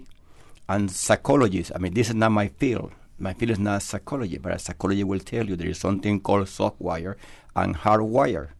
So individuals that are hardwired, those type of individuals, they're more likely to do things they are not in the best interest of society. Those are the individuals, they all the time, they see negative things, even though that you tell them there is 90% that you're going to win the lottery, but they say, yeah, but I 10% I would not win. They don't look at the 90%, they look at the 10%. You know, those are the individuals need more reinforcement. And those reinforcement is coming with the support structure, and that's what we are talking about. The society is a system supported by several structures: education, family, church, sports, art, you name it. There are several structures supporting that particular system. Not because the education structure is failing, is meaning society is failing. It's a combination of all these structure failings that make the system fail. So that education and that we talk of, it's not just the academic component. Right? In a few minutes when we come back from our break, let's ask about it. As a society, those challenges of the emerging society. Cayman, the term is one. The U.S. and England, presumably not. They're not emerging societies. No, they are not. But they perhaps experiencing challenges with some of the things you talk about, sexual orientation amongst these people, recreational drug use. I mean, and immigration. And is it then that established societies challenges, are they same or completely dissimilar? All right, 949-8037. When we come back, we invite you to call and share your thoughts with us. Stay tuned for Talk Today. Parents, do you know what time it is? It's the most wonderful time of the year. But it's not Christmas time. But school is nearly back in session. Is your child ready for the school year? Stop by Savannah Pharmacy in Countryside Shopping Village and pick up all of your child's stationery supplies. With 30% off selected items, you won't need to break the bank to get your little one prepared for the school year. You have enough to worry about. Make back to school a breeze with Savannah Pharmacy, located in Countryside Shopping Village, or call 946-3336. Water Authority Cayman wishes to advise its valued customers and the motoring public that the authority will be restricting traffic movement along Shamrock Road near the intersection with Aricola Drive on Sunday, 25th August from 6 a.m. until 2 p.m. to facilitate planned works. Traffic management will be set up to direct the flow of traffic in the area, and all motorists are being asked to drive with caution to ensure your own safety as well as that of the Water Authority staff. The Water Authority appreciates the patience and understanding of its customers and the motoring public as it undertakes these works, and do apologize for any inconvenience this may cause. King Sports Center takes pride in being more than just an ordinary gymnasium. For 14 years, their multi-purpose facility has been providing the community with a variety of sporting, recreational, and relaxation activities. King Sports Center has a bowling alley, lounge bar, multi-purpose rooms, powerhouse gym, rock climbing wall, bungee jumping, a 10,000 square foot rink, and so much more. For more information on the variety of services, call their friendly staff today at 946-5464 or email kings@candw.ky or visit www.kingsportscenter.com. King Sports Center, your one-stop shop for fitness, recreation, and relaxation. Support our port, support our tourism. Did you know in the 15 years that we've been discussing the berthing facility, our competitors have pressed on with construction and now welcome the larger ships that pass us by? It's time we built our piers. Looking forward, looking bright. Learn more and spread the word. Support our port, support our tourism. Talk today. But I do have some questions. Talk today. Cayman Islands' foremost listeners participation program. Talk today. Because there are more questions than answers. What the public is saying. Waiting to take your calls right now. Sterling Dwayne Ebanks.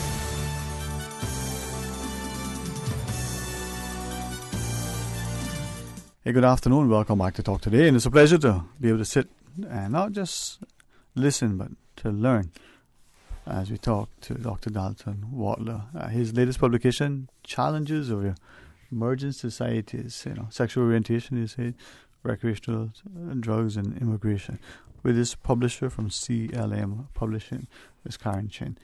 I really admire not just your tenacity, but that encouraging tone that you have with your authors, the way you seek them, and the myriad of publications that you have within your stable, as it were.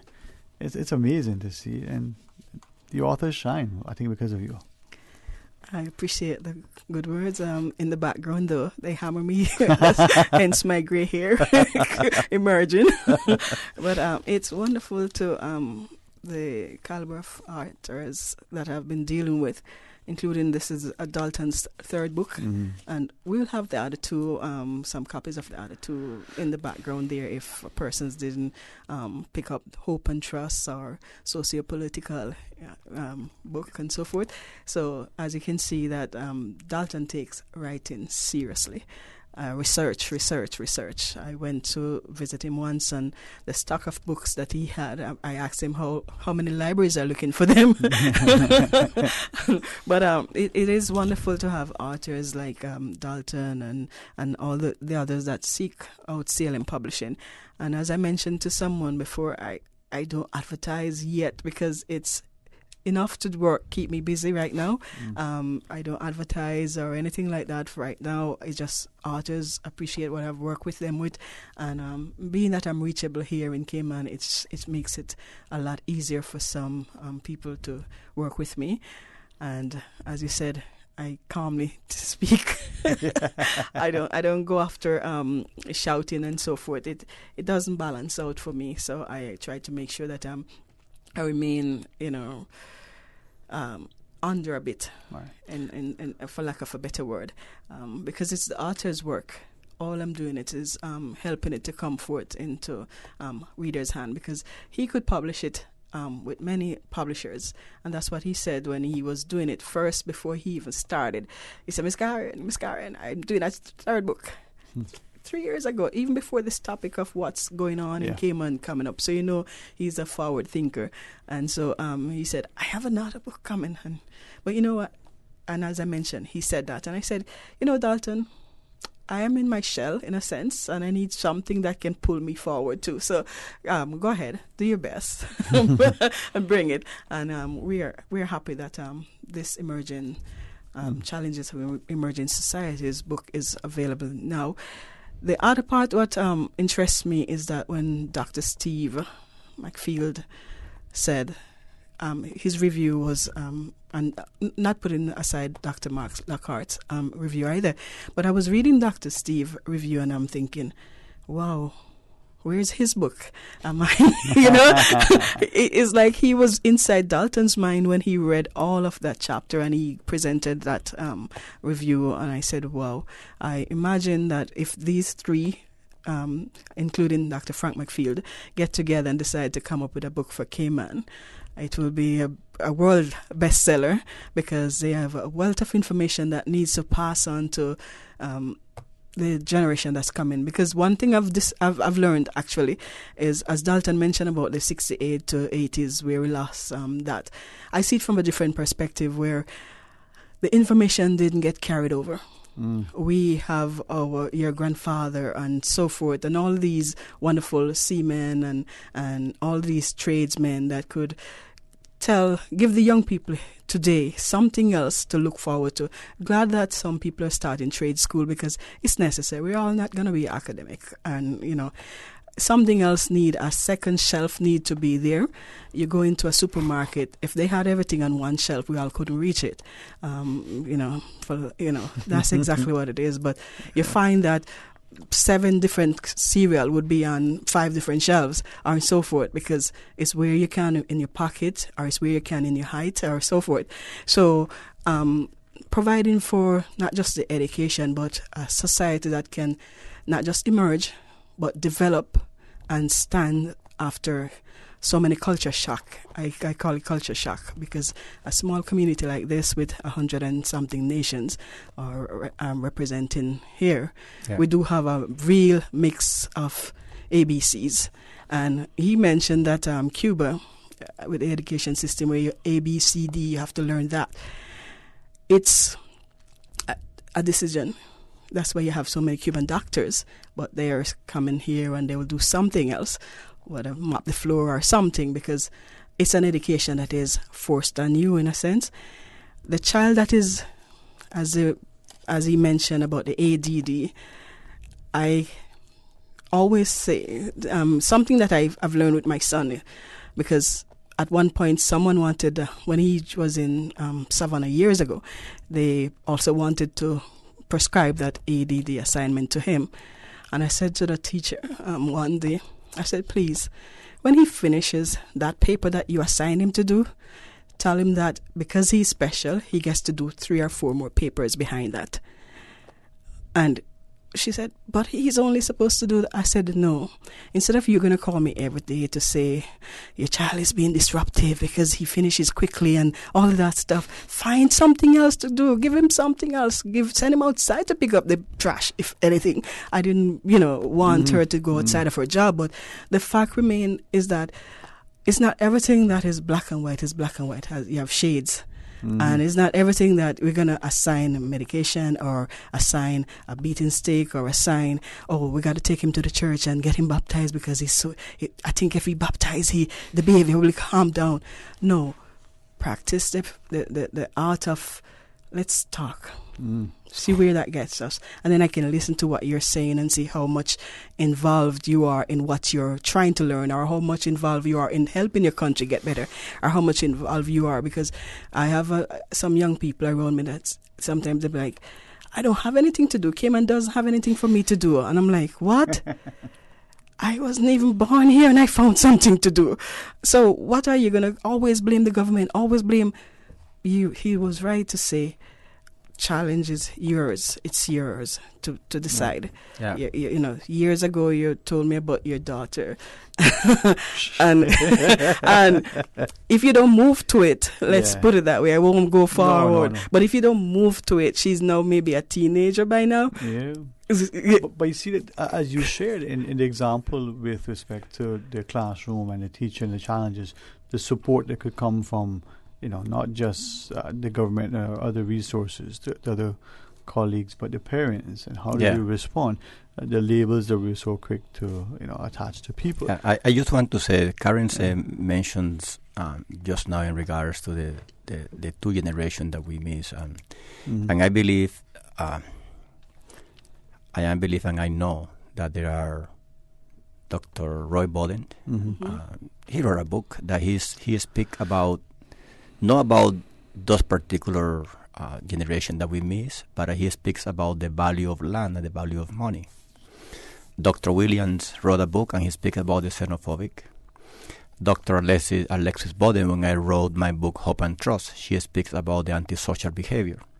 So there are a lot of information there that is available, and information that coming from our people. And that's why I always preach and say we have to write our own history. And that's why when we commission somebody else to write our history, I found that a little bit disproportional, but we had to respect the decision that was took at that particular time. And I believe, and I know that now we have the people in-house that can do and can write and can tell us about our socioeconomic and our social development. And that's it. I bring to the point in regards to the book, and we talk, and you hear many people, let's legalize marijuana. Let's legalize marijuana. Let's legalize marijuana. All those people who are saying let's legalize marijuana, they are doing that because it's an economic component. Bottom line, when you see people crying and asking for something, there is always an economic gain in that. They are not going to tell you, I want you to do something for the benefit of the society, or for the benefit of the human being, or for the benefit of the common good. Don't get me that, because that is one of the human nature too. I mean, the larger majority look for financial reward, and the minority are doing things for the common good. So I am not saying this now to say, oh, the guy that is in West Bay or in East End, he's saying that because he wants to be legalized to make money. No, I am saying is, if he wants to make an allegation in regard to legalize marijuana, or to even to consider depenalize marijuana, please, get the book and read, and you will find a lot of information, not in regard, because that's the issue. We always, when you ask people to read about a particular topic, they always going to read what confirm their knowledge. So that's sort of self-reinforcing. They are not going to read something that do not confirm their knowledge or what they have an idea. If you want to read about sugar, that sugar is good for you, you're going to find whatever information there to justify the sugar is good for you. You are not going to read something that says the sugar is not good for you. And if you tell them the sugar is not good for you, they will tell you, no.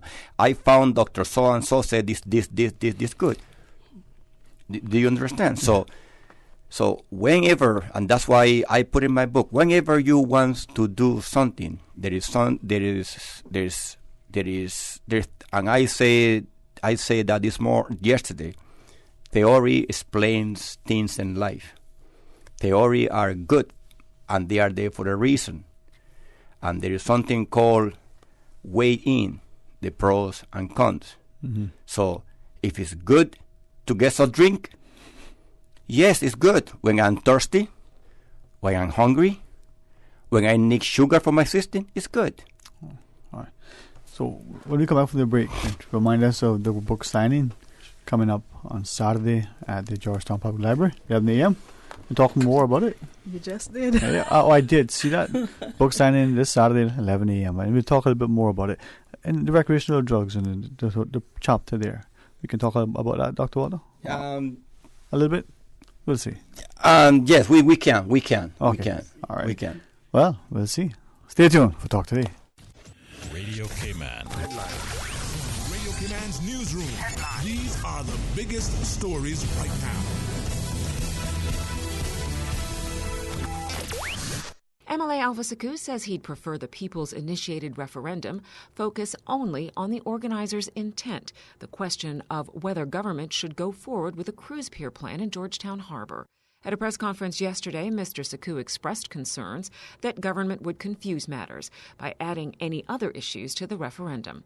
The Elections Office now has verified 90.2% of the signatures on a petition calling for a referendum on the cruise port project. In international news, UK Prime Minister Boris Johnson wants the European Union to agree to flexible and creative solutions to avoid checks along the Irish border after Brexit. BBC reports Mr. Johnson met with France's Emmanuel Macron in Paris for Brexit talks. And while he said the UK's vote to quit the EU must be respected, he also said the Northern Ireland backstop is indispensable to preserving political stability and the single market. Mr. Johnson opposes the backstop. Sexual violence carried out by Myanmar's security forces against the country's Muslim Rohingya minority was so widespread and severe that it demonstrates the intent to commit genocide and warrants prosecution for war crimes and crimes against humanity. That's according to a UN report today. The UN Independent International Fact-Finding Mission on Myanmar said it found the country's soldiers routinely and systematically employed rape, gang rape, and other violent and forced sexual acts against women, girls, boys, men, and transgender people in a blatant violation of international human rights law. Those are your headlines from Radio K-Man's newsroom. I'm April Cummings. Radio K-Man, the voice of the Cayman Islands. What's happening in your community? News and information, music and more. You can find us. www.radiokman.gov.ky. Like us on Facebook and follow us on Twitter. Radio K-Man is your choice, your voice for today's biggest news. Radio K-Man.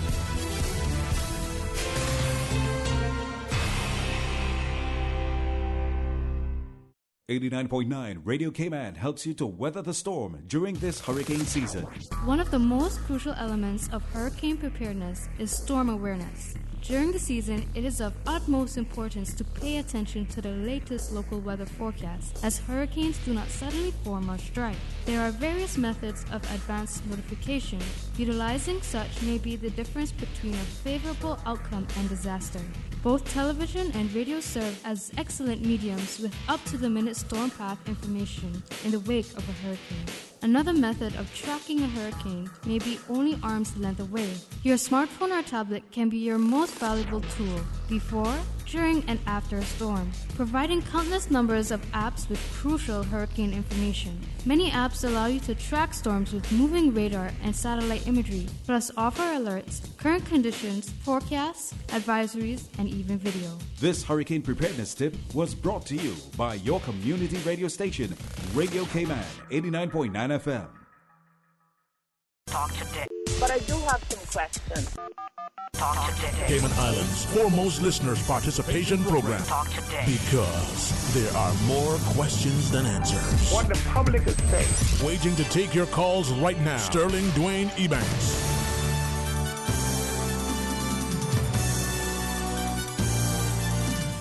Hey, good afternoon. Welcome back to Talk Today. Thanks for joining us. And on Saturday, we'll formally remind you and extend an invitation on behalf of author Dr. Dalton Watler. His latest publication, Challenges of an Emerging Society, or Challenges of Emerging Societies. And as we're on YouTube, Dr. Dalton, the whole notion that we see so many things, and I use that as sort of a segue into the notion that social media plays a role in informing us our perception or perspective on certain things. Listening to somebody, a radio, for instance, maybe you're intently listening, an active listener, asking questions, versus a casual observer who may be seeing what my friend calls the one-eye monster. You're seeing what is shown to you. Not sometimes the same message being conveyed, but living in a society and being impacted by it. But Saturday, we get a chance to have a chance to talk to the author. Yes. 11 a.m. 11 a.m. at the public library. And just before this break, you mentioned something about the U.S. having developed and the U.S. and England made these laws that have been developed, and we are emerging now as the Cayman Islands Emerging Society. We also develop a few things, even though we are, a few steps behind. But, of course, it's a smaller pond, in a sense, so we have to be, watching what's going on in the world and see how best it will fit our community. Correct. And as we noticed that a lot of buildings, the islandy feel is no longer islandy. So it's challenges. Many things are out there, and I find that a lot of people will say we are so US based or we are trying to copy stuff or so on. Nothing is wrong as long as you hold your culture dear. Your culture, how is your culture? Are we doing what is fitting for the Cayman Islands to present to the world, or are we presenting the world to the Cayman Islands? And do we take it from there, trying to fit into all the ponds at the same time? So that will be covered, and slightly so in the book if you're here at the library this Saturday.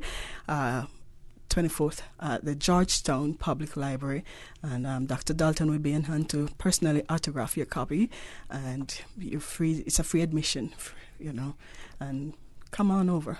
So at the Georgetown Public Library, 11 a.m. this Saturday. This Saturday. The idea that these, I don't want to call them publications, and these reference books, but then people might think of it in a different tone. Yeah. But you talked about 3 years ago having the vision to put this forward, and yet these are things on the table now. So it takes a while to go through the information, do the research. That persistence, that discipline and dedication, we benefit, Dr. Dalton, we benefit from being able to now pick up one piece, and yes, we see the annotated bibliography and the like. We can go and get some of the source material. But thankfully, you've done it for us. We just need to read it now. Yeah, as I say, Stanley, is a process. And it took me a good while to get it done, but I get it done. And the beauty about the research is that I did it. I collect information from all the jurisdictions in regard what happened on the jurisdiction, and I also went there to interview individuals, and individuals that are drug dealers. I mean, in the Cayman Islands, I interviewed a number of individuals. They are dealing with drugs, and they told me a lot of information. And in my book, I make a prediction, and exactly what I predicted is happening. I don't want to tell you what it is. Read the book. I mean, I make a prediction, and I say this is what's going to happen, and I predict that like a year ago. And I was analyzing and seeing the trend. I say, wow, this is going to happen. And then somebody asking me about the notion of having 100,000 people in the Cayman Island. I say, I cannot give you a number because I would be irresponsible on my part to give you a number. But these are the foundation for you to develop a country or a territory. I spoke about the 2.5 to 6.5 ratio born, you know. So I speak about this, and when you analyze the ratio, and we want to put 100,000 people, that would be almost 16 to 18% ratio, which is enormous for a short period of time. So I just provide information. I just see what is happening. I know where are we heading. And we cannot say we are not going there. The moment we accept the responsibility to be a financial center, we accept the responsibility to be a global human being. And those are very important information for us to assimilate. The economic and financial are universal and global institutions. And universal institutions are formed by universal human beings. So that is what it is.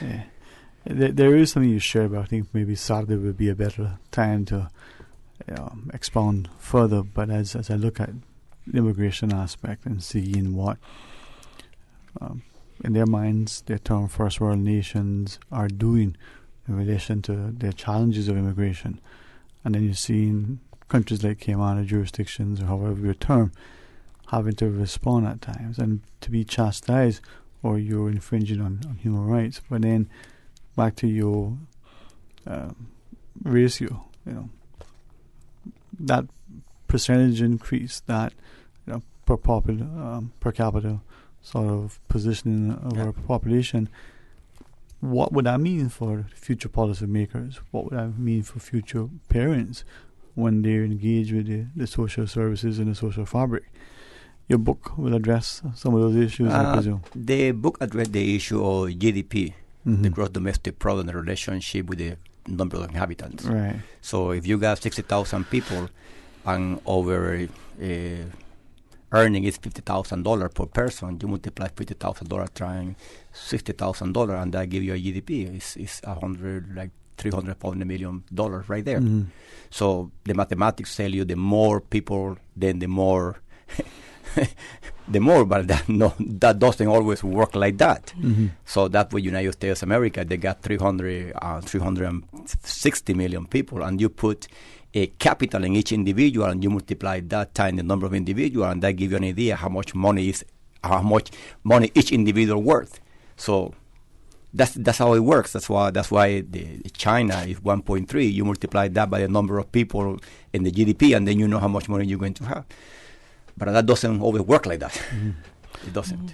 And they're not having the empirical information, the data there to make informed decisions. I see why Dr. Steve's comment relative to policymakers and politicians having access to this. These books, or your books to date, I find that, as Ms. Karen shares, they're easy to read. It may cause you, as I think you should, stop and reflect and take some time to ponder over what is shared. But you write it in such a way that it's easy to follow. Yeah, it's easy, and as I say, the language belongs to the people, not to the elite. So if you're gonna write for the elite, just send them text messages or do research paper and give it to them. And then you belong to that elite group, and the elite group, what they do is do research paper and they share the information among themselves. Well, thank you for sharing this with us. So, Ms. Karen, as part of CLM Publishing, this Saturday, 11 a.m. Yes, at the free Georgetown. event, Georgetown Town Hall. Public library. I keep saying the Town Hall. I wrote it down and I erased it from my. No, what happened? It's called Alzheimer's. Dalton. Dalton. If he's missing Saturday, we know which building to come find him. It's in the. And I love libraries, you know. Yes, I mean, wow. It's just that we always say Georgetown Town Hall faster than we say Georgetown Public Library, because we just automatically say the public library. Yeah. But it's so many, so we want to be sure that it's the Georgetown Public Library in Georgetown. Are the historical building, and yes. There's a couple more of them, you know. I know that too.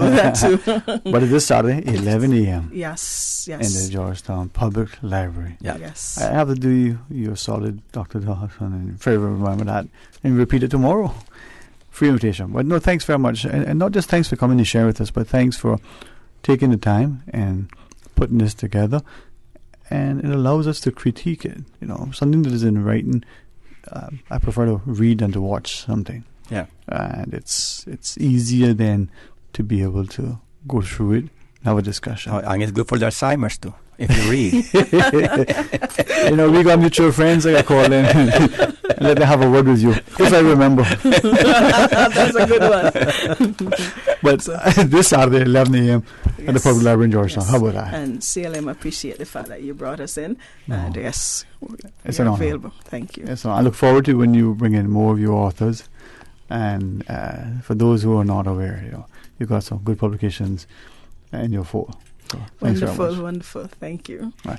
Always a pleasure, my good friend. Thank you very much. Enjoy yourself, huh? All right, thank you. I don't bump fix, but we can wave. Yeah, we can wave, and then I know your good husband wouldn't mind me giving you, a virtual hug. So there you go.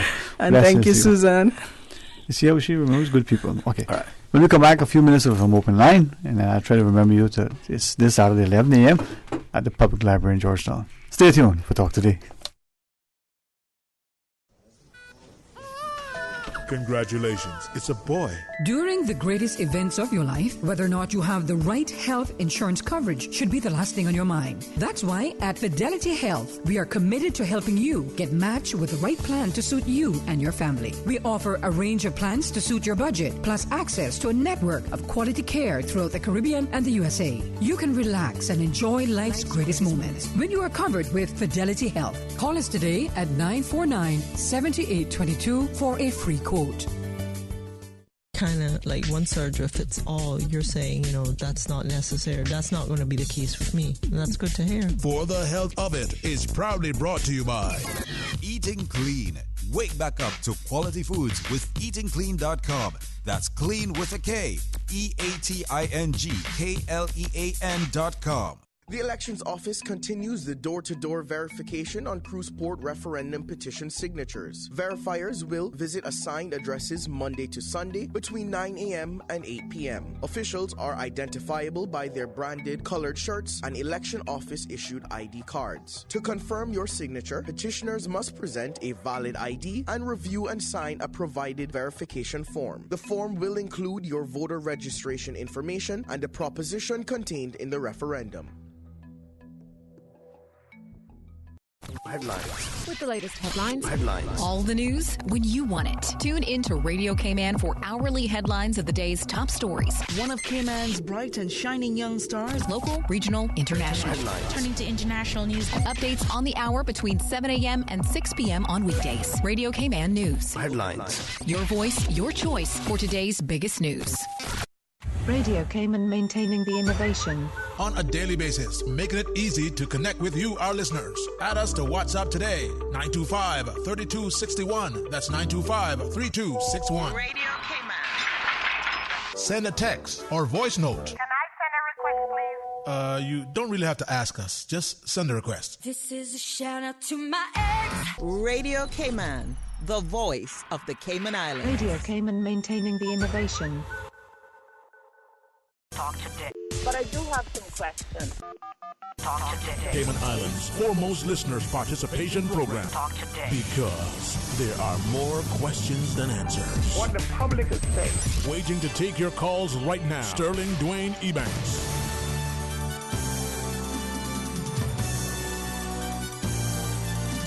Hey, good afternoon. Welcome back to Talk Today. Thank you so much for joining us, and truly, very, very grateful for the opportunity then to have had a chance to chat with Dr. Dalton Watler.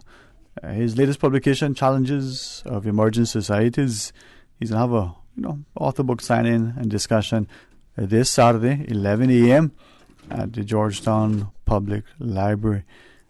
But thanks to him and people who do research, and we can see how it's not only very timely and applicable, relevant to our own society. As you mentioned, Dr. Roy Borden's publications as well, because it gives us a chance to understand maybe some of the things that are happening, but we're not quite sure. maybe we don't necessarily agree with what we read because our perspective is different. Well, as Dr. Borden has always challenged, hey, write it. You take time and write your own perspective. Do the research, put in the time, help to inform the body of knowledge so that the rest of us can understand at least things through your lens. So reading, and I believe, gives us not just knowledge, not just helps us to pass the time, but more importantly, gives us a chance to be able to have a discussion that sometimes can become very involved and sometimes even more so, very informed. Well, let's have some open line. Let's give Miss Susan, even more challenges because she's balancing YouTube, having to move the balance and act of the knobs and the switches and all the other things around. Going to the old days of just radio. Ah, boy, this one I wants to find his way into the most holy of places. 949-837, 949-6990, or toll free with the kind, very, very kind compliments of Flo, 1-800-534-8255. Friday is just, tomorrow, right, Miss Susan? That's right. So, who knows what we'll have? Well, we'll see. God's willing, we'll be a part of it. But for the rest of the program, what is on your mind? The question that we had posed the other day, I didn't forget. And there were no takers on air, partly because of maybe the timing, partly because as one fellow who called, he said, I'm not quite sure I really wanted to call and say what my thoughts were in relation to the priorities. So we asked the question on behalf of an educator who said, just ask people if they would publicly weigh in and say, what are the things that they thought, or they think should be the priorities. The caller said, hey, the Georgetown landfill has to be, without a question, hands down, number one. Well, you may agree. You may say, well, it's not number one, but it's top 3, top 5, top 10. Any other takers? Well, it's open line. You can share your thoughts. We can take other calls and talk about other things as well. Hey, good afternoon. Welcome. You're on Talk Today. Hello, is Mr. Dalton Watlow still in studio, please? No, sir. He has just left. But we can get a message to him, or he may even be listening. Okay. I just want to let the public know that he has my full support. I've had the privilege of interacting with him on several different levels professionally. Mm-hmm. And his message, I think, is of utmost importance, not only in his upcoming book, but in his past books. Mm-hmm. So I definitely will be happy to be at his book signing on Saturday morning. Well, that's very encouraging, and thank you for sharing that. And hopefully others will join you, because this is good for us, not just for the author, but for our society and part of our history and years to come, maybe 50 years from now even. We can reflect on it, our children's children even. Thank you very much, sir. You're welcome. That's what I'm saying. His message, I just summed it up by saying that. Yes. But that's exactly the point. His message has so much to it. We could talk for hours on the essence of it, Yeah, man. Yeah. Thank you, Sterling. Thank you, Sue, sir. Enjoy your afternoon. You too. Bye-bye. All right. Let's take the other call. Welcome. Good afternoon. You're on Talk Today. Good morning, Sterling. Yes, good. How are you, sir? I'm okay. I'm not out because this place. Listen to what I'm going to say. Yes, sir. Say, for instance, now they put a dog downtown. Mm-hmm. Isn't the deal? Look, they're walking to the beach right now. Indeed, they saw enough of them. So, okay, go ahead. Check it out. And they're going to walk to the beach. It's so, look how you can see them walking all the time now. I'm going to talk to the guy when I'm sorry retired. Mm-hmm. But still, they're going to walk to the beach. What are we getting through it? Now, with our tourists who come on their ships specifically and they decide to walk, maybe they're going to walk to the beach or just walk as far as they can. How? Right, go ahead. No, you go ahead, sir. Go ahead. Yeah. They're walking to the beach now, and you put it closer to a cluster. Mm-hmm. Yeah, they're going to just walk to the beach. Yeah. So what are the taxes getting from it? Yeah. So that's... Please put just they gonna walk to the beach. They're doing it now. They're gonna be closer. So I'll make it easier for him in your mind. Yeah. Right. Not it's true. Right, yeah. They're walking now. Yes, sir. Yeah. Huh. Well, this is, where we have those discussions, and some would agree with you, and some would say, well, there are other things. Anything else you want to share with us, sir? Just saying they're walking to the beach right now. Yeah.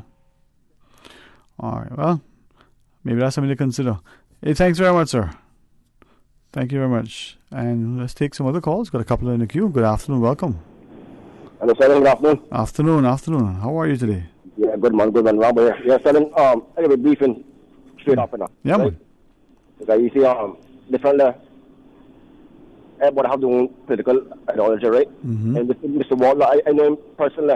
Mm-hmm. You know me too, right? He taught me soccer, primary school, Catholic school, right? Formation strategist, right? Excellent physician, teacher, PE teacher, right? Mm-hmm. But Sterling, I heard him a couple of weeks now in up there yesterday. But this is novel he booked, the biographer. He told one we are doing.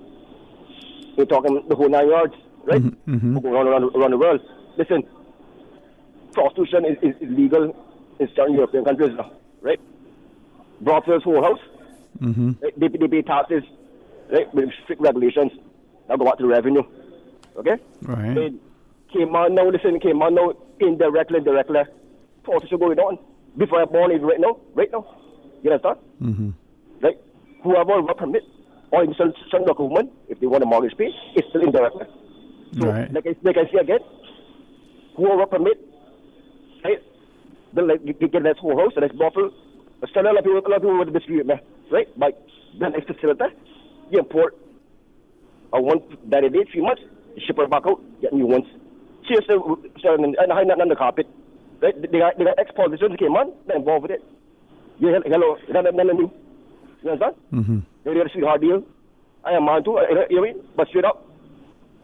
So, the whole deterrence of it, the money, those currencies, remittance money, they go back to their country, that stay here.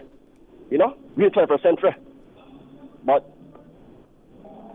that's the kind of the question. But Sterling, the whole topic I come with, a lot of people profound and diametrically opposed with the herbs.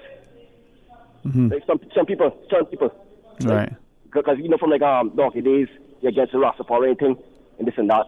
And from the U.S. aspect, back in the 1930s, the Martinique cinema, they're showing that it wasn't good and this and that. And now, they turn another degree.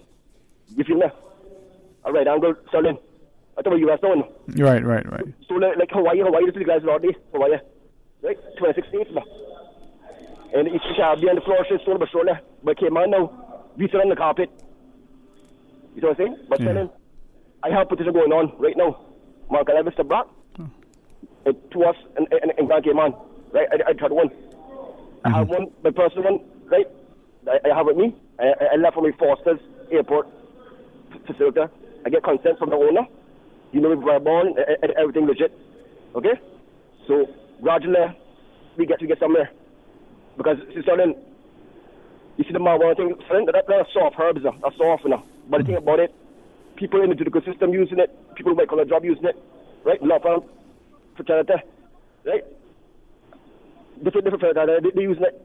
You know what I'm saying? Right. They say that better than the average person. And always the people are rough and use it too. They really show 1 to 4. They came on, that's not new. Okay? So, like I said, one thing I say with you, Sterling. And I come here to look out working. Right. So one day when they sleep, I come on again. Yeah, man. And be sincere and be myself, conduct myself. You know that, right? It was a pleasure having you, man. Whenever you're ready again, we'll make it happen. It's one thing, but I finish. Yeah, man. One thing with you. You know, I know what side you want, man. You understand? They got intermediary. I know what side you want. You don't know what side I want? You don't know. That's how it is, man. Let me tell you. I'm on the side of the people in the country. How about that? Blessings, my friend. Blessings. I believe we take one more, Miss Susan, you think?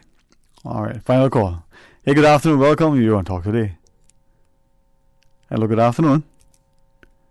All right, well, thank you for trying at least. It's not like last call, but you can have again chance tomorrow. Join me start in the morning for the record, and then come back for talk today. Heads up, gonna be, well, I'll tell you tomorrow.